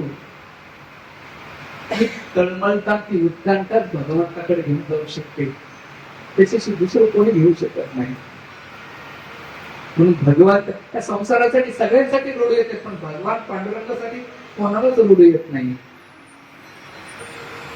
आणि अशा प्रकारे तिथे गोकर्ण म्हणले काळजी करू नका, आणि ते धुंदुकारी निघून गेले. पुन्हा 7 दिवस 7 रात्र तिने भागवत कथा सांगितली आणि वैकुंठ विमान आलं आणि सगळ्यांनी निघून गेले. गोपाल कृष्ण भगवान गोविंद बोलो हरी गोपाल बोलो, गोविंद बोलो हरी गोपाल बोलो, गोविंद बोलो हरी गोपाल बोलो, गोविंद बोलो हरी गोपाल बोलो, राधारमण हरि गोविंद बोलो, राधारमण हरि गोविंद बोलो, राधारमण हरि गोविंद बोलो, राधारमण हरि गोविंद बोलो, गोविंद बोलो हरि गोपाल बोलो, गोविंद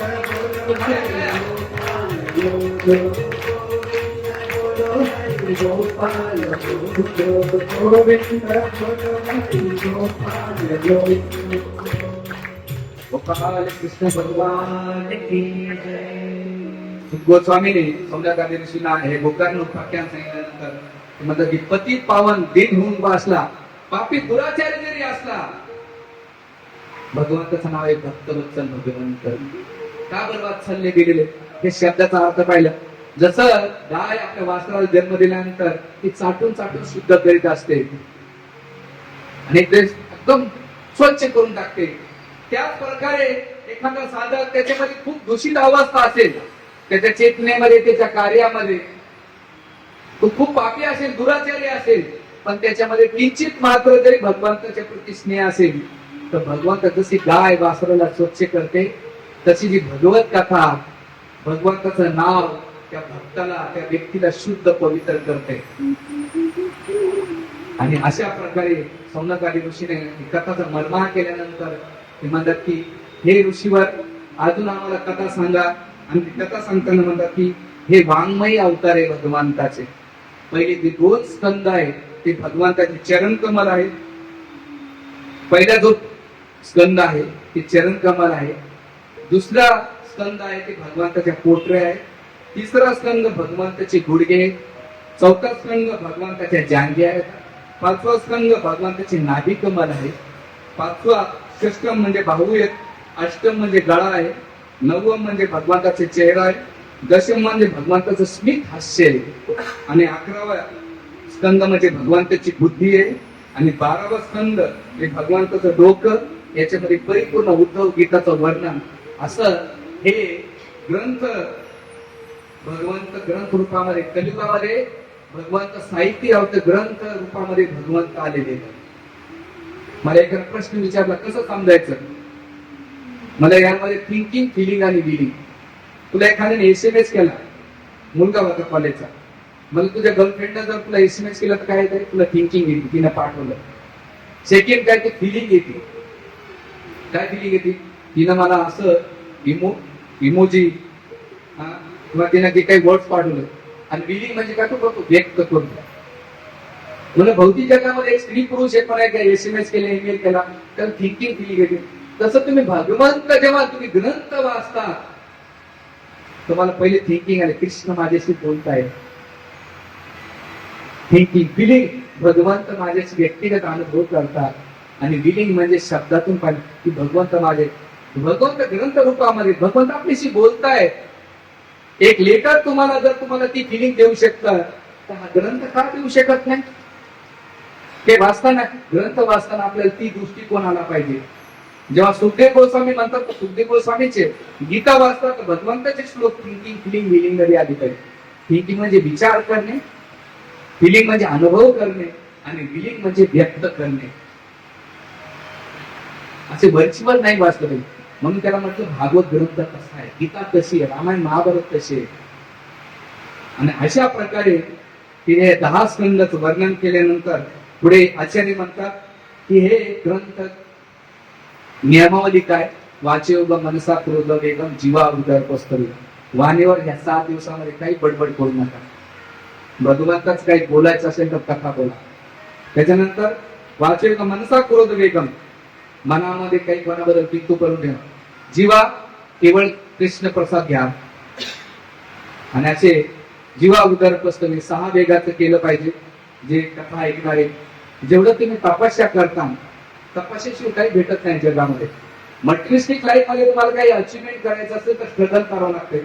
तसं अध्यात्मामध्ये सुद्धा संघर्ष केल्याची भगवत प्राप्ती नाही होत. इथे ह्या व्यासोत्सव बसण्याच्या पहिले 12 वर्ष चांगला अभ्यास केला.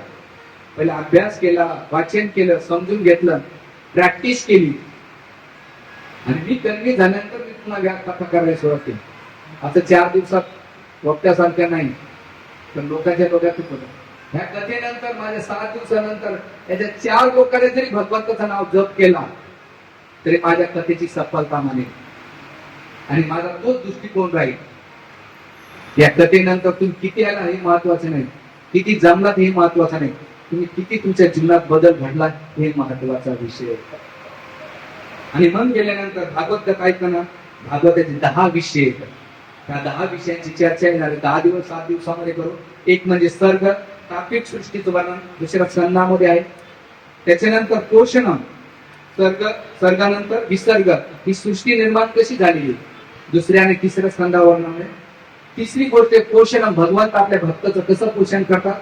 श्रीमद भागवत 6व्या स्कंदामध्ये अजमेरचा प्रसंग येतो. त्याच्यानंतर निरोध, या जगाचा लय, प्रलय आणि सृष्टी कशी होते त्याचं वर्णन केलेलं आहे.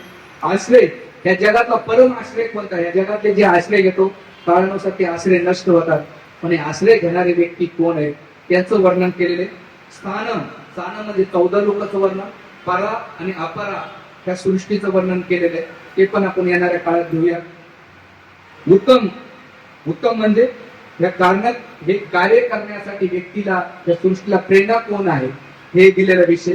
विषय अनुकथन, ही कथा भगवंताची काय आपल्याला मोक्ष प्रदान करते म्हणजे भगवंताचं विज्ञान. उतया, मुक्ती, मुक्ती म्हणजे मोक्षाचा मार्ग दिलेला आहे.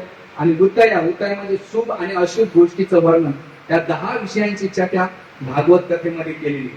आणि हे केल्यानंतर कृष्ण तत्व, भाव तत्व, रस तत्व, लीला तत्व, प्रेम तत्व, त्या 5 तत्वांचं वर्णन भागवतामध्ये केलेले. म्हणून भागवताच्या एका श्लोकामध्ये एका शब्दामध्ये एवढं तत्वज्ञान दिलेलं आहे, वेदांचा सार दिलेला आहे.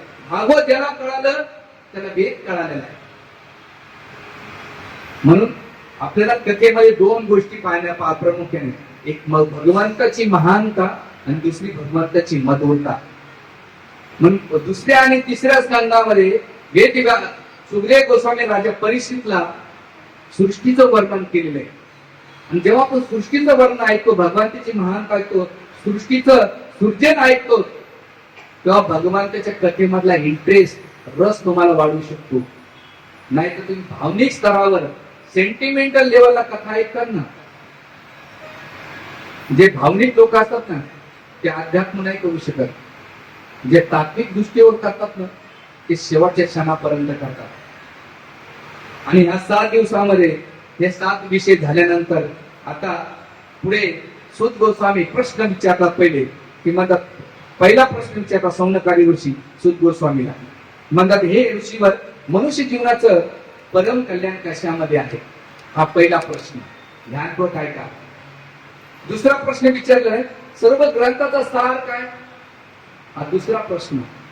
तिसरा प्रश्न विचारलेला आहे, कृष्ण प्रगट होण्याचं, भगवंत प्रगट होण्याचं कारण काय? चौथा प्रश्न विचारलाय, हे विविध अवतार भगवंत एवढे अवतार घेण्याची काय गरज होती? हा चौथा प्रश्न विचारलाय.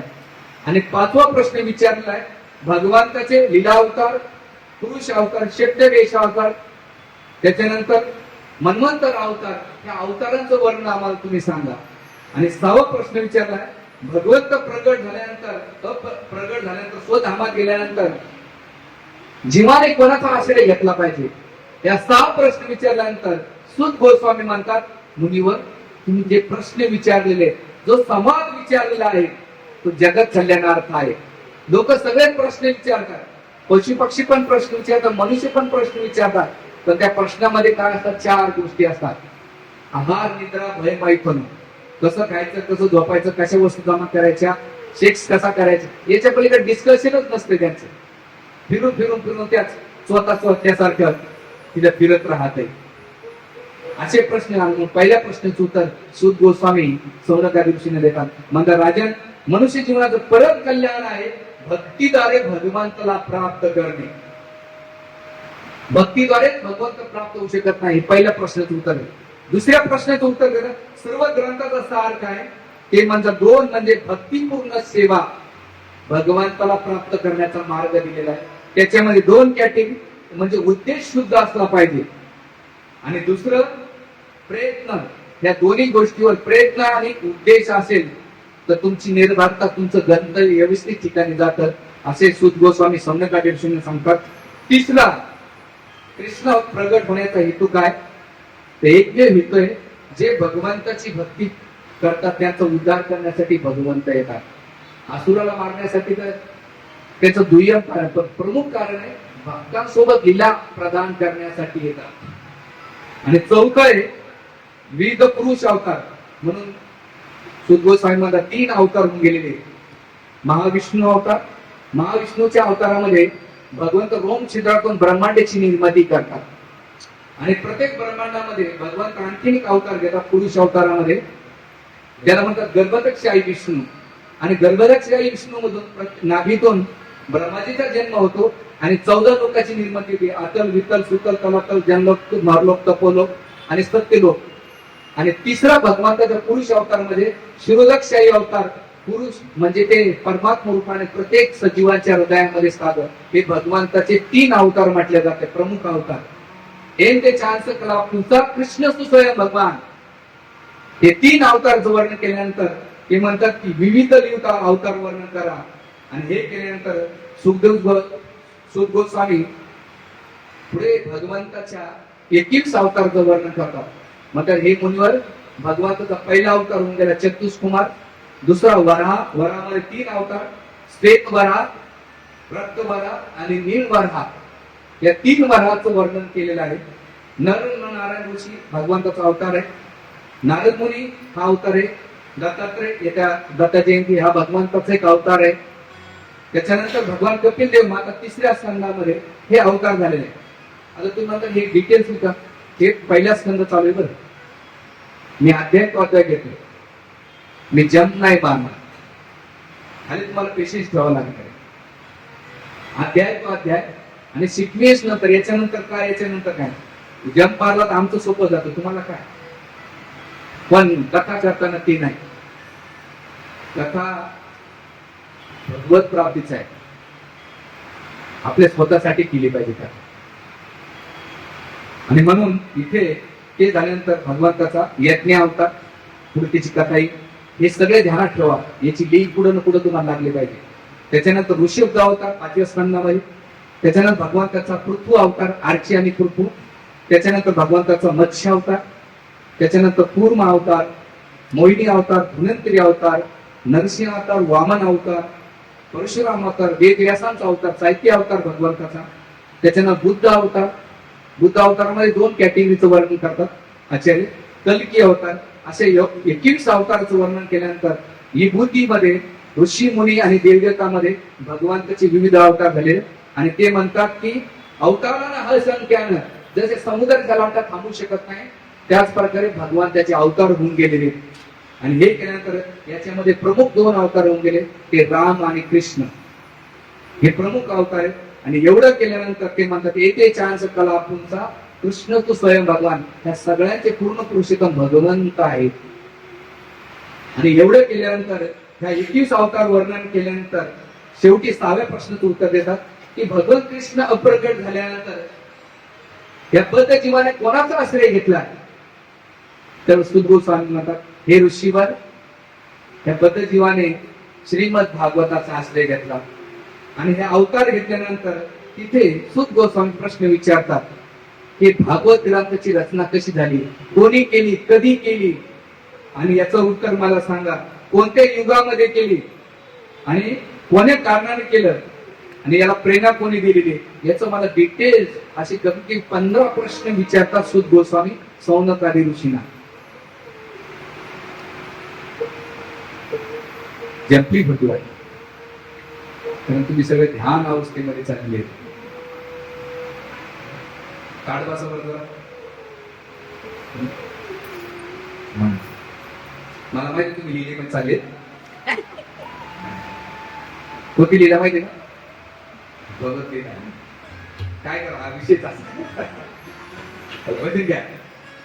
श्री कृष्ण गोविंद हरे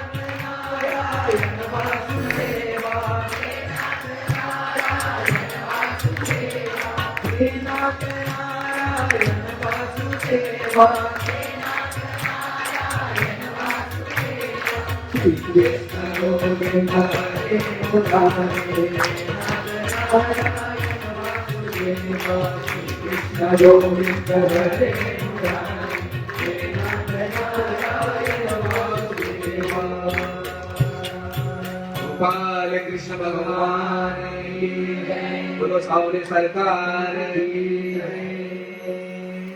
आणि त्यावेळेस सुत गोस्वामीने असे प्रश्नाची भडीमार केल्यानंतर म्हणजे भागवत रचना कशी झाली तर सुत गोस्वामी म्हणतात मुनीवर हे प्रश्न विचारलेला आहे की भगवंत अप्रगट झाल्यानंतर ग्रंथाची रचना केली झाली. वेदव्यासाने 4 वेद 18 पुराण 108 उपनिषद यांची रचना केली. त्याचे 4 प्रमुख शिष्य होऊन गेलेले. एक म्हणजे पहिलं ऋषी जैमिनी वैशंपायन अंगिरा आणि रोम हर्षणसूत. प्रत्येक शिष्याला जे पहिलं ऋषी होती त्यांनी ऋग्वेदाची रचना केली. जैमिनी ऋषीने सामवेदाची रचना केली. त्याच्यानंतर वैशंपायन ऋषीने यजुर्वेदाची रचना केली आणि जे अंगिरा ऋषी होती यांनी अथर्ववेदाची रचना केली आणि जे रोम हर्षण होते त्यांनी 18 पुराण यांची रचना केली आणि यांच्या हा गुरुच्या वेदव्यासांच्या मार्गदर्शनाने रचना केल्यानंतर याला उपवेद धनुर्वेद आयुर्वेद आणि त्याच्या विविध शाखा या ब्रँचेची रचना केली. आणि एवढी रचना केल्यानंतर वेदव्यास खिन्न अवस्थेमध्ये होते.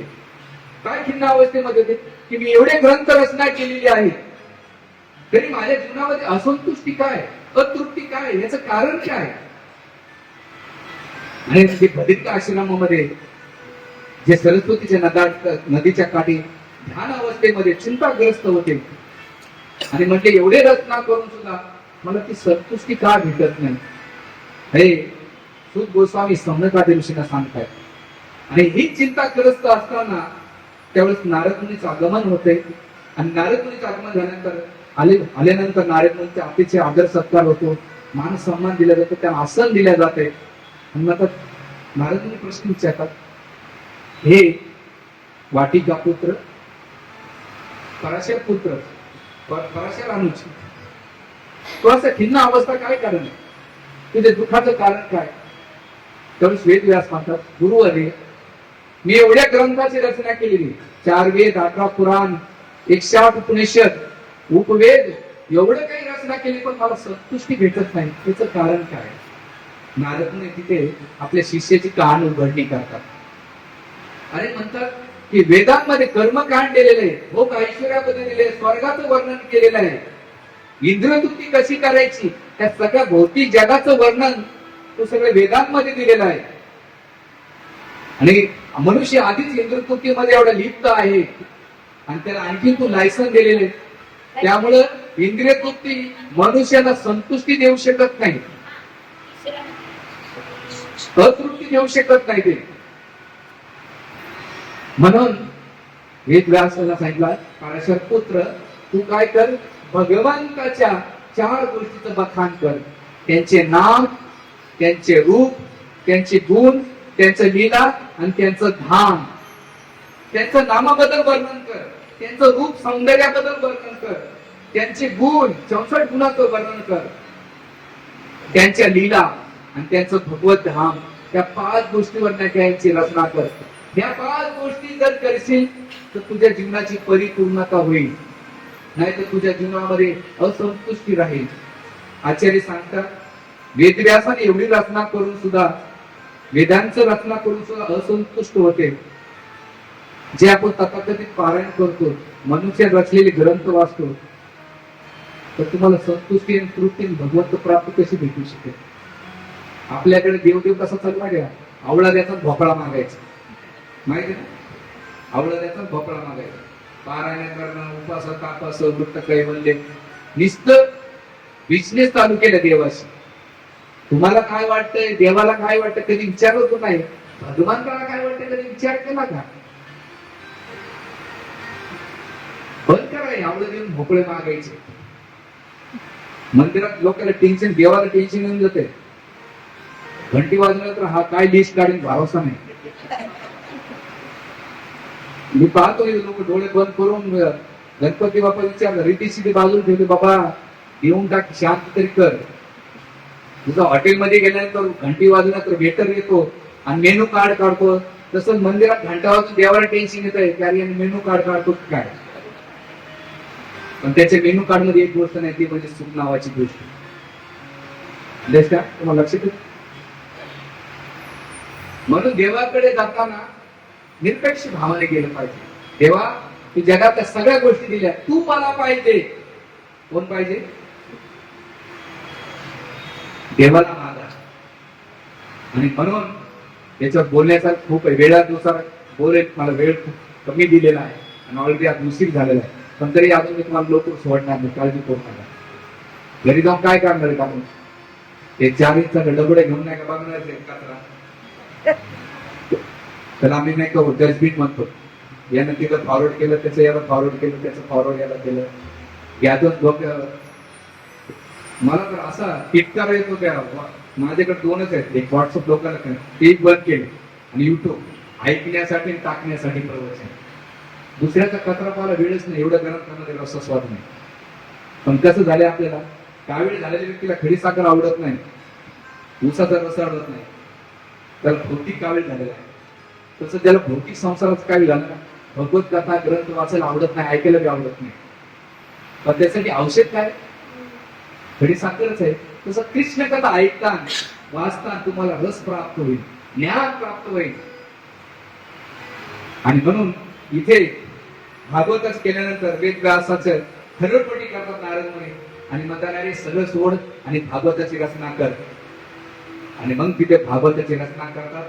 18,000 श्लोकांमध्ये 335 अध्याय आणि 12 स्कंदामध्ये भागवताची रचना करतात. आणि या 12 स्कंदाची आणि 18,000 आणि 335 अध्याय श्लोक रचना केल्यानंतर तिथे नारद मुनी सांगतात की तू एवढी रचना कर, पण मी पण भक्ती वेदांत हे कथा ऐकली, भगवंताचे नाम रूप ऐकले. मी दासी पुत्र होतो आणि माझी आई विधवा होती. आता नारद मुनी स्वतःच उदाहरण देऊन त्यांना सांगतात एवढं रचना करताना. आणि मी जेव्हा भक्ती वेदांत आले, त्यांच्याकडून मी श्रवण केलं, त्यांचं उच्चिष्ट खाल्लं, कृष्ण प्रसाद श्रवण केलं, 4 महिन्यामध्ये सेवा केली. आणि त्यांच्याकडून श्रवण केल्यानंतर उच्चिष्ट खाल्ल्यानंतर माझ्या चेतनेमध्ये, माझ्या बुद्धीमध्ये आणि माझ्या कार्यामध्ये फरक पडला. आणि फरक पडल्यानंतर ते भक्ती वेदांत निघून गेले. मला त्यांनी आशीर्वाद दिला. दैवगताने एक दिवस माझी आई दूध काढताना तिला सर्पदंश झाला. आणि सर्पदंश झाल्यानंतर माझा जो आश्रय होता तो सुद्धा निघून गेला. मी केवळ भगवंतावर निर्भर राहिलेले. श्री श्रीधर स्वामी आपल्या टीकेमध्ये वर्णन करतात की भगवंत एखाद्या भक्ताच्या जीवनामध्ये एवढे संकट समस्या का पाठवतात. त्याचं कारण असं आहे की भगवंत त्या भक्ताला आपल्यावर निर्भर करण्यासाठी, आपल्यावर आश्रित करण्यासाठी त्याच्या जीवनामध्ये हे टाकतात. त्याच्या ज्या जीवनामध्ये ह्या जगात कोणाचा जरी आश्रय घेतला तो संकट समस्येतून वाचू शकत नाही. आणि ही जी आसक्ती आहे ती काढण्यासाठी भगवंत आपल्या जीवनात पाठवतात. तुम्ही त्या घटनेला कसं पाहता? भौतिक दृष्टिकोनातून पाहता तर भगवंताला, देवाला तुम्ही द्वेष देता. पण आध्यात्मिक दृष्टिकोनातून बघता तर तुम्ही त्यांना नाही का त्या विपत्तीला सुद्धा संपत्ती करण्याची ताकद तुमच्याकडे नाही. आणि नारद मुनी म्हणले माझी या जगातली एकमेव आसक्ती होती ती निघून गेली. आणि मी वनामध्ये भटकत होतो. मी सुंदर सुंदर डोंगर पाहिले, सोन्या चांदीचे पर्वत राहिले, ऐश्वर्य पाहिले, शेती पाहिली, राजे महाराजांचे वाडे पाहिले. मला तहान लागली. एका तलावाच्या काठी गेलो आणि तिथे मी पाणी पिलो. आणि एका वृक्षाखाली मी ध्यान अवस्था करीत असताना तिथं भगवंताचं स्मरण केलं. आणि ते स्मरण करून मी हे देह त्याग केला आणि भगवत धामाची प्राप्ती केली. आणि मागचा जन्म माझा दासीपुत्र होतो. दासीपुत्र का झालो त्याचं वर्णन श्रीमद भागवत 9व्या स्कंदामध्ये ते गंधर्व होते. आणि गंधर्व असताना देवदेवतानं मोठा यज्ञ केला. आणि यज्ञ केल्यानंतर ते कथा करत होते, भजन करीत होते. पण त्या कथा करत असताना, भजन करीत असताना तिथे त्यांच्या पत्न्याला, त्या सुंदर स्त्रियांना आकर्षित करण्यासाठी ते गात होते. देवताने त्यांची ती वृत्ती पाहिली, त्यांना शाप दिला. आचार्य म्हणतात कथा करताना, भजन करताना आपली चेतना खूप शुद्ध पाहिजे. लोकांना आकर्षित करण्यासाठी, पैसा प्राप्त करण्यासाठी नसलं पाहिजे. भगवंत बाह्य गोष्ट पाहत नाही, भगवंत तुमची आंतरिक चेतना पाहत आहे. म्हणून भक्ती म्हणजे रिफाइंड आहे, प्युरिफाय आहे. तुम्ही कपट जगाला फसवू शकता तुम्ही, पण भगवंताला फसवू शकत नाही. आणि मग तिथे येतात ते म्हणतात की मी हे शरीर सोडलं आणि जेव्हा ब्रह्माजीने सृष्टी केली तर भगवंताने मला हे रूप दिलं नारद मुनीचं की सच्चिदानंद स्वरूप आहे. आणि नारद मुनीची कथा सांगितली, ते निघून गेले आणि निघून गेल्यानंतर तिथे सौनक आदी ऋषीने दुसरा प्रश्न विचारला की आता हे भागवत कथा वेदव्यासन सांगितली, पण ही कथाची परंपरा कुठं झाली, काय झाली, आम्हाला त्याच्याबद्दल वर्णन करा. आणि राजा परीक्षितनं सुखदेव गोस्वामी कोण नाही का, ही कथा कशी ऐकली, त्यांना शाप कसा देण्यात आला आणि त्याबरोबर त्यांची भेट कुठं झाली आणि हा राजा परीक्षितच्या जन्माची कथा आम्हाला तुम्ही विस्तृतपणे वर्णन करा. असे सलग 7 ते 8 प्रश्न तिथे विचारतात.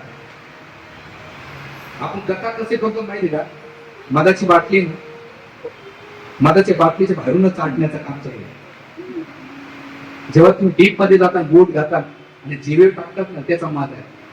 2 तासामध्ये नुसते अध्याय पळवावं लागतं. डीप मध्ये जेवढं तुम्ही जातात ना, तेवढी त्याची मजा आहे. कधी कधी लोकांना वाटतं अरे काय सांगता बाबा, काही कळतच नाही आम्हाला. तर प्रल्हाद महाराज, ध्रुव महाराज पाठ झालेले, महाराजापेक्षा भारी कथा आम्हीच करतो. पण त्याच्या मागचं सिद्धांत कोणीच सांगत नाही. पण महाराज लोकांनाच माहित नाही, अर्धवट नाही का. आजकाल नाही बिझनेस झालाय अध्यात्माच्या नावाने, त्याच्यात काही फायदा नाही.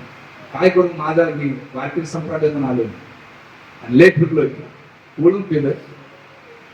आज तुम्ही शहरात आहे म्हणून मी सॉफ्टली भाषेत बोलतो. माझे खेडेगावातले प्रवचन मी थोडीशी गाणी उकडणी जास्त करतो. माताजी माझी कथा ऐकतात युट्यूबवर, मला ते आवडतच नाही. म्हणून इथे केल्यानंतर एवढे प्रश्न जन्माचं वर्णन केल्यानंतर तिथे सौनक आदी ऋषी आता परीक्षित राजाच्या जन्माची कथा सांगतात. महाभारताचं युद्ध झालं. महाभारताचं युद्ध झाल्यानंतर तिथे द्रौपदीचे 5 पुत्र होते. अश्वत्थामाने त्या 5 पुत्राला मारलं. मारल्यानंतर शेवटी द्रौपदीला एवढं दुःख झालं आणि झाल्यानंतर त्या 5 पुत्राच्या अर्जुन एका बदला घेण्यासाठी भगवान कृष्ण आणि अर्जुन एका, आता ही पार्श्वमी राजा परीक्षितच्या जन्माची बरं, भागवताच्या पहिल्या स्कंदामध्ये. आणि गेल्यानंतर त्याला पकडतात. खूप धावपळ त्याच्यात खूप होते. ब्रह्मास्त्र सोडतात. भगवान कृष्ण अर्जुना म्हणतात की अरे याला ब्रह्मास्त्र चालवायचं येते पण बरेच घेता येत नाही, म्हणून तू काय करते, ब्रह्मास्त्र समोर करून घे. आणि त्याला पकडल्यानंतर एका पशुवाला घडून आणल्यानंतर द्रौपदीला म्हणतात की तुझा हा गुन्हेगार आहे, याला तुला जे पाहिजे ते दंड दे. द्रौपदी तिथे तिची करुणा आणि दया प्रगट होती. तिच्यामध्ये 2 गोष्टीचा भाव येतो, एक म्हणजे न्याय आणि दंड. आचार्य प्रश्न विचारतात श्रीधर स्वामी, जेव्हा महाभारताची युद्ध पहिले की आक्रोशाने उठली होती की माझा अपमान झालाय आणि या महाभारतामध्ये सगळ्याला मारलं पाहिजे, तिची उत्कंठ होती. आणि इथं दया का दाखवली तिने, तिथं कारण असं सांगतात आचार्य. पहिलं कारण सांगतात की समाजामध्ये कोणी स्त्रीच्या प्रती अपराध केला आणि त्याला जर तुम्ही माफ केलं तर ती वारंवार चुका करून त्या स्त्रीला त्रास देतात, म्हणून दंड देण्याची गरज होती. पण इथे माझा गुरुपुत्र द्रोणाचार्य आणि जी कृपी आहे, माझे ते 5 पती आहेत, मला पुत्र नसले तरी चालेल पण माझे पती तर आहेत ना, पण कृपीला तर पती नसल्यामुळे पुत्र तर राहायला पाहिजे, म्हणून तिनं न्याय केले, दया केली. आणि म्हणजे मुच्यंते सोडून द्या, सोडून द्या. अरे गुरु द्रोणाचार्याने आपल्यावर किती उपकार केलेले, आपल्याला किती आपल्याला ज्ञान दिलंय, आपल्याला जे ऐश्वर्य भेटलंय गुरु प्रमुख भेटलेले, आणि गुरु ब्राह्मण असल्यामुळे त्या अवैध असतं, म्हणून सोडून द्या. म्हणजे भीम नाही का क्रोधित झाला, म्हणतात की मूर्ख स्त्रीच्या कुडा तुम्ही सोडून द्या, याने 5 पुत्राचा वध केला, याला आताच दंड द्या. आणि तिथे भगवान कृष्ण धर्म संकटामध्ये पडलेले, काय करायचं, भगवंत अर्जुनाकडे बघताना अर्जुन भगवंताकडे पाहतात. आणि मग युधिष्ठिर राजा, नकुल, सहदेव, सौम्य, ऋषू सगळे जण म्हणतात सोडून द्या, सोडून द्या. पण भीम काय करतात, नको, नाही, तुम्ही नाही दिलं तर मी दंड देईन याचा. आणि मग या दोघेंच्या भगवंत ते चतुर्रूप धारण करतात. एक साईडला भीमाला पकडतात आणि एक साईडला अर्जुनाला पकडतात. डिटेल्स मध्ये वर्णन आहे. आणि पकडल्यानंतर तिथे भगवंत अर्जुन काय करतात, आपले तलवार घेतात आणि अश्वत्थामातला जो माणिक मोती असतो ते काढून नाही का देऊन टाकतात. आणि त्याचे केस काय करतात, अर्धवट त्याच हेडशेप करून सोडून देतात. दिल्यानंतर त्याला दंड दिल्यासारखं आहे आणि नाही दिल्यासारखं पण आहे, वर केल्यासारखं आहे नाही केल्यासारखं आहे. आणि गेल्यानंतर अश्वत्थामा अतिशय कपट आणि द्वेषण आला आणि शेवटी त्याने पाहिलं की जोपर्यंत मी कौरव पांडवांचा शेवटचा वंशज मारणार नाही तोपर्यंत मला शांतता प्राप्त होणार नाही. म्हणून तो काय करतो, ब्रह्मास्त्राद्वारे तो शेवटच्या गर्भाला तो सोडतो आणि ती कोणता उत्तराच्या गर्भेमध्ये. आणि जसं ते ब्रह्मास्त्र येतंय त्यावेळी उतारा धावत येते, पायी पायी महायोगी देव देव जगतपते तो अन्न भैया पश्यन. हे कृष्णा पायी पायी देव देव जगतपते, अरे कृष्णा वाचो वाचो, मी मेले तरी चालेल पण माझ्या गर्भातलं बाळ नाही वाचलं पाहिजे, माझ्या गर्भातलं बाळ वाचलं पाहिजे. कृष्ण विचारतात, अगं तुझे सासरे एवढे मोठमोठे धनशाही आहेत, त्याच्याकडे जा. ते म्हणतात देवदेवताकडे जा. तर आचार्य प्रश्न करतात, देव देव तुम्ही देवाचे देव आहेत आणि तो अन्य हे पांडव काय माझे सासरे भाऊ पण तुमच्या आधी नाहीत, तुमच्याशी दुसरं कोण नाही, पश्चात तुम्ही माझ्या बाळाला वाचवा. आणि जर भगवंत जसं उत्तराच्या प्रार्थनेच्या पहिले भगवंत अंगुष्ठमत्र मालेना गर्भामध्ये प्रवेश करतात आणि आपलं सुदर्शन चक्र घेऊन गदा घेऊन त्या बाळाचं रक्षण करीत असतात. इथं आचार्य म्हणतात की भगवंताची करुणा कशी आहे. तुम्ही जर प्रामाणिक भगवंताच्या प्रती प्रार्थना केल्या, भक्ती केली तर भगवंत धावून येतात. हा जगातला नियम कसा आहे, जेव्हा भगवंत आपल्या जीवनामध्ये भगवंत कधी कधी येत नाही, जेव्हा गरज येते तेव्हा भगवंत येतात. जेव्हा द्रौपदीला गरज होती तेव्हा भगवंत आले, उताराला गरज होती भगवंत आले, नेहमी नाही आले. ह्या जगातले लोक कसे असतात, जेव्हा गरज नसते तर सगळे येतात आणि जेव्हा गरज असते सगळे गायब होऊन जातात. ह्या जगातले संबंधामध्ये भामटेवर आधारित आहे. तुम्हाला भगवंत काय येत नाही, जेव्हा भगवंत गरज असते तेव्हा येतात. वाक्य लक्षात राहील तुमच्या, नेहमी भगवंत येणार नाही पण जेव्हा गरज राहील तेव्हा भगवंत येतात. आणि या संसारातले लोक कसे, जेव्हा गरज असेल तर गाव नसतो, सारा गाव मामाचा एक नाही कामाचा. जर आणि तुम्हाला बघायचं असेल एखादं माझे लय प्रेम करतो त्याला पैसे मागा, हो बाबा बाबा लोक आणि जगातले संबंध कसे माझ्या, तुम्ही वस्तू चांगले दिले घेतले ना तुमचं प्रेम चांगलं, वस्तूमध्ये कमी जास्त होऊ द्या प्रेम कमी होऊन जात. पण भक्तांचं प्रेम, प्रेमाची खरी व्याख्या काय शास्त्रानुसार, अपेक्षा रहित सहन करणे आणि क्षमा करणे याला खरं प्रेम म्हणतात. अपेक्षा नसल्या पाहिजे प्रेमामध्ये, सहन केलं पाहिजे, क्षमा केलं पाहिजे. आणि या जगातलं एकमेव खरं प्रेम म्हणजे ती आई आहे. अपेक्षा ठेवत नाही, त्याचा त्रासाला सहन करते आणि चुकाला माफ करते, तिच्या प्रेमामध्ये कधीच कमी होत नाही. बाकीच्या जगातले प्रेम वस्तूवर आधारित आहे, पदावर आधारित आहे, मान सन्मानावर आधारित आहे. आणि मग हे केल्यानंतर तिथे जे अश्वत्थामाला सोडून दिल्यानंतर दंड दिला जातो, भगवंत गर्भामध्ये रक्षण करतात. आणि केल्यानंतर भगवंत 2 मिनिटं भजन करायचं. हरे कृष्णा हरे कृष्णा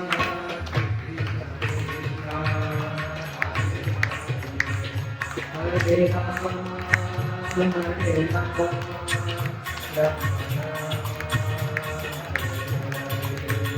हरे कृष्णा हरे Krishna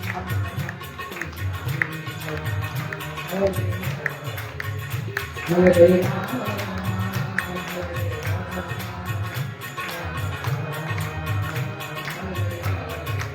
Hare Krishna, Hare Krishna, Krishna Krishna, Hare Hare, Hare Rama, Hare Rama, Rama Rama, Hare Hare, Hare Krishna, Hare Krishna, Krishna Krishna, Hare Hare, Hare Hare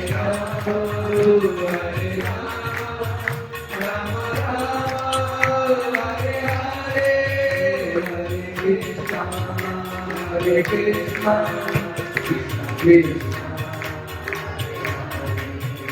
Hare Rama, Hare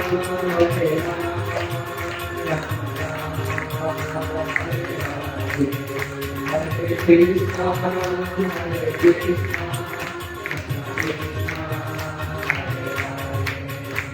Hare Rama.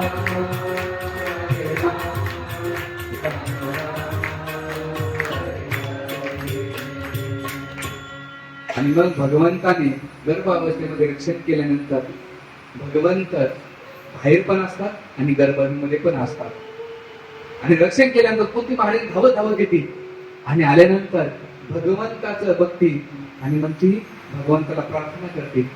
काय प्रार्थना करते? हा जो स्कंद अध्याय एवढा रडण्यासारखा अध्याय, आपल्यातून आपल्या आत्याचं प्रेम भगवंताच्या प्रती काय प्रेम होतं. नमस्ते पुरुषोत्तम ईश्वर परम प्रकृते परम अलक्ष्य सर्व भूताना अंतःत्वरित व्यवस्थित की भगवंता नमस्ते पुरुषा, तू महापुरुष प्रकृती परम, प्रकृतीच्या तू परम आहात. अलक्ष्य सर्व भूताना, बाह्य अवस्थेतून भौतिकवादी भगवंता तुम्हाला नाही समजू शकत. अंतर बहिस्त, तुम्ही आंतर्य आणि बहिर पण आहेत, हृदयामध्ये पण आहेत. आणि दुसरं काय? माया जमनिका छन्नम अलक्ष्य न मुडा नटो नाट्य धर. भगवंता तुम्ही सगळं नाटक करताय, या सगळ्या सृष्टीचं नाटक आहे. जसा एक डोंबारी खेळ खेळतो आणि खेळ झाल्यानंतर मोडून टाकतो, तसं हे भगवंता या सगळ्या सृष्टीचा संसार मायाजाळ कसा आहे, एका डोंबाऱ्याच्या खेळासारखा आहे. किती लोक येतात, संसार करतात, निघून जातात, किती येणार करून जाणार, प्रकृती जागेवर राहणार आहे, वस्तू जागेवर राहणार आहे, केवळ आपण नसणार आहे. म्हणून माया जमनिका छन्य, हे सगळं मोह मायाचा दिलेला आहे. पण मोह मायालाच आपण सर्व काय म्हणतात. म्हणून कुंती महाराज म्हणतील की भगवंता तुम्हाला समजणार साधारण गोष्टीचं कार्य नाहीये. आणि ती म्हणते कृष्णाय वासुदेवाय देवकी नंदनाय च नंदगोप कुमाराय गोविंदाय नमोस्तुते. प्रार्थना करते ती म्हणजे कृष्णाय वासुदेव, तुम्ही कृष्णाचे पुत्र, वासुदेवाचे पुत्र आहे. देवकी नंदनाय च, भगवंताला आपल्या भक्तांचं नाव घेतलं तर खूप आवडतं. नंद गोपर कुमार आहे, तो नंद बाबा आणि यशोदा मैयाचे तुम्ही काय येतात पुत्र आहात. गोविंदाय नमो नमः, गोविंद हे शब्दाचे अर्थ 3 सांगतात. गाईला आनंद देणारे, इंद्रियांना आनंद देणारे आणि पृथ्वीला आनंद देणारे. गो म्हणजे इंद्रिय, गो म्हणजे गाय, गो म्हणजे पृथ्वी, त्या तिन्हीला आनंद देणारे आहे तुम्ही. म्हणून मी तुम्हाला काय करते, नमस्कार करते. आणि हे केल्यानंतर पुढे ते म्हणते नमो पंकज नाभाय नम पंकज मालिने नमस्त पंकज नेत्राय नमस्ते मंगल अंग्री. त्या सुंदर श्लोकाच्या माध्यमातून कुंती महाराणी भगवंताला प्रार्थना करते. काय म्हणते? नम पंकज नाभाय. चरण कमलापासून सुरुवात जर केली तर भगवंत मध्ये आत्या असं कसं काय म्हणते ग तू? मग कुंती महाराज काय नमो पंकज नाभाय, तुमचे पंकज नाभी ना कमळाप्रमाणे. नमो पंकज, तुम्ही गळ्यात या माळा घालत धारण केलेल्या आहेत, त्या सुंदर कमळा फुलापासून बनवले. तुमचे नेत्र कमळाच्या पाकड्याप्रमाणे. आणि नमस्ते पंकज, शेवटी चरण कमलाकडे येते. मग कधी देवाच्या मंदिरात गेलात ना, देवाचं दर्शन कसं घेतलं पाहिजे? डायरेक्ट मुखकमल नाही घेतलं पाहिजे. पहिले चरणापासून, नंतर मांडी, त्याच्यानंतर नाभी, वक्षस्थळ, कंठ आणि मुखकमल केलं पाहिजे. याच्या मागे लिलाय पण एक. आपण काय केलं, हा गेलो देव अर्धे टक्के तर डोळे दोनच बंद कर आणि टाकूच कशाला मंदिरात. रूप पाहता लोचनी सुख झाले व साधने. रूप पाहिलं पाहिजे, लोक डोळे बंद करतात. हे डोळे कशासाठी आहेत? व्हॉट्सअप फेसबुक नाही, भगवानचं सौंदर्य. या जगातलं तुम्ही भौतिक सौंदर्य पाहतात तर भौतिक गोष्टीच्या प्रती आकर्षित होत आहे. पण पांडुरंगाचं, कृष्णाचं, रामाचं सौंदर्य पाहतात तर त्यांच्या प्रती तुमचं आकर्षण वाढेल. तुम्हाला कोणाचं आकर्षण वाढवतं तुम्ही ते ठरवा. म्हणून इथं कुंती महाराणी प्रार्थना करते भगवंता मध्ये, भगवंता नका जाऊ. आणि नका जाऊ म्हटल्यानंतर ती बनते की मला नाही का नेहमी नेहमी दुःख द्या. तर भगवंत म्हणतो आत्या तुला एवढं संकटाची हौस आहे का? भगवंत म्हणतो नाही कृष्णा तू जाशील ना तुझं पुन्हा तुझं दर्शन नाही होणार रे कृष्णा. जेव्हा जेव्हा संकट आले आमच्या जीवनात तेव्हा तू धावून आलास आमच्या सोबत राहिला. द्वारकेचा राणा पांडवांच्या एका घरी गेले. भगवंता द्वारकेमध्ये आपल्या पत्न्यासोबत राहिले नाही जास्त. आचार्य सांगतात 70 ते 80 वर्षे भगवंत आपल्या भक्तांसोबत राहिले. या संसारामध्ये एक दिवस बायको नवरा वाचून राहू शकत नाही, पण भगवंत सगळ्यात जास्त कोणासोबत राहिले? भक्तांसोबत. आणि कुंतीला वाटते आता ऐश्वर्य भेटलं, साम्राज्य भेटलं, सगळं काही भेटलं, या जगातलं सगळं भेटलं, पण तू भेटणार नाहीस. म्हणून जेवढे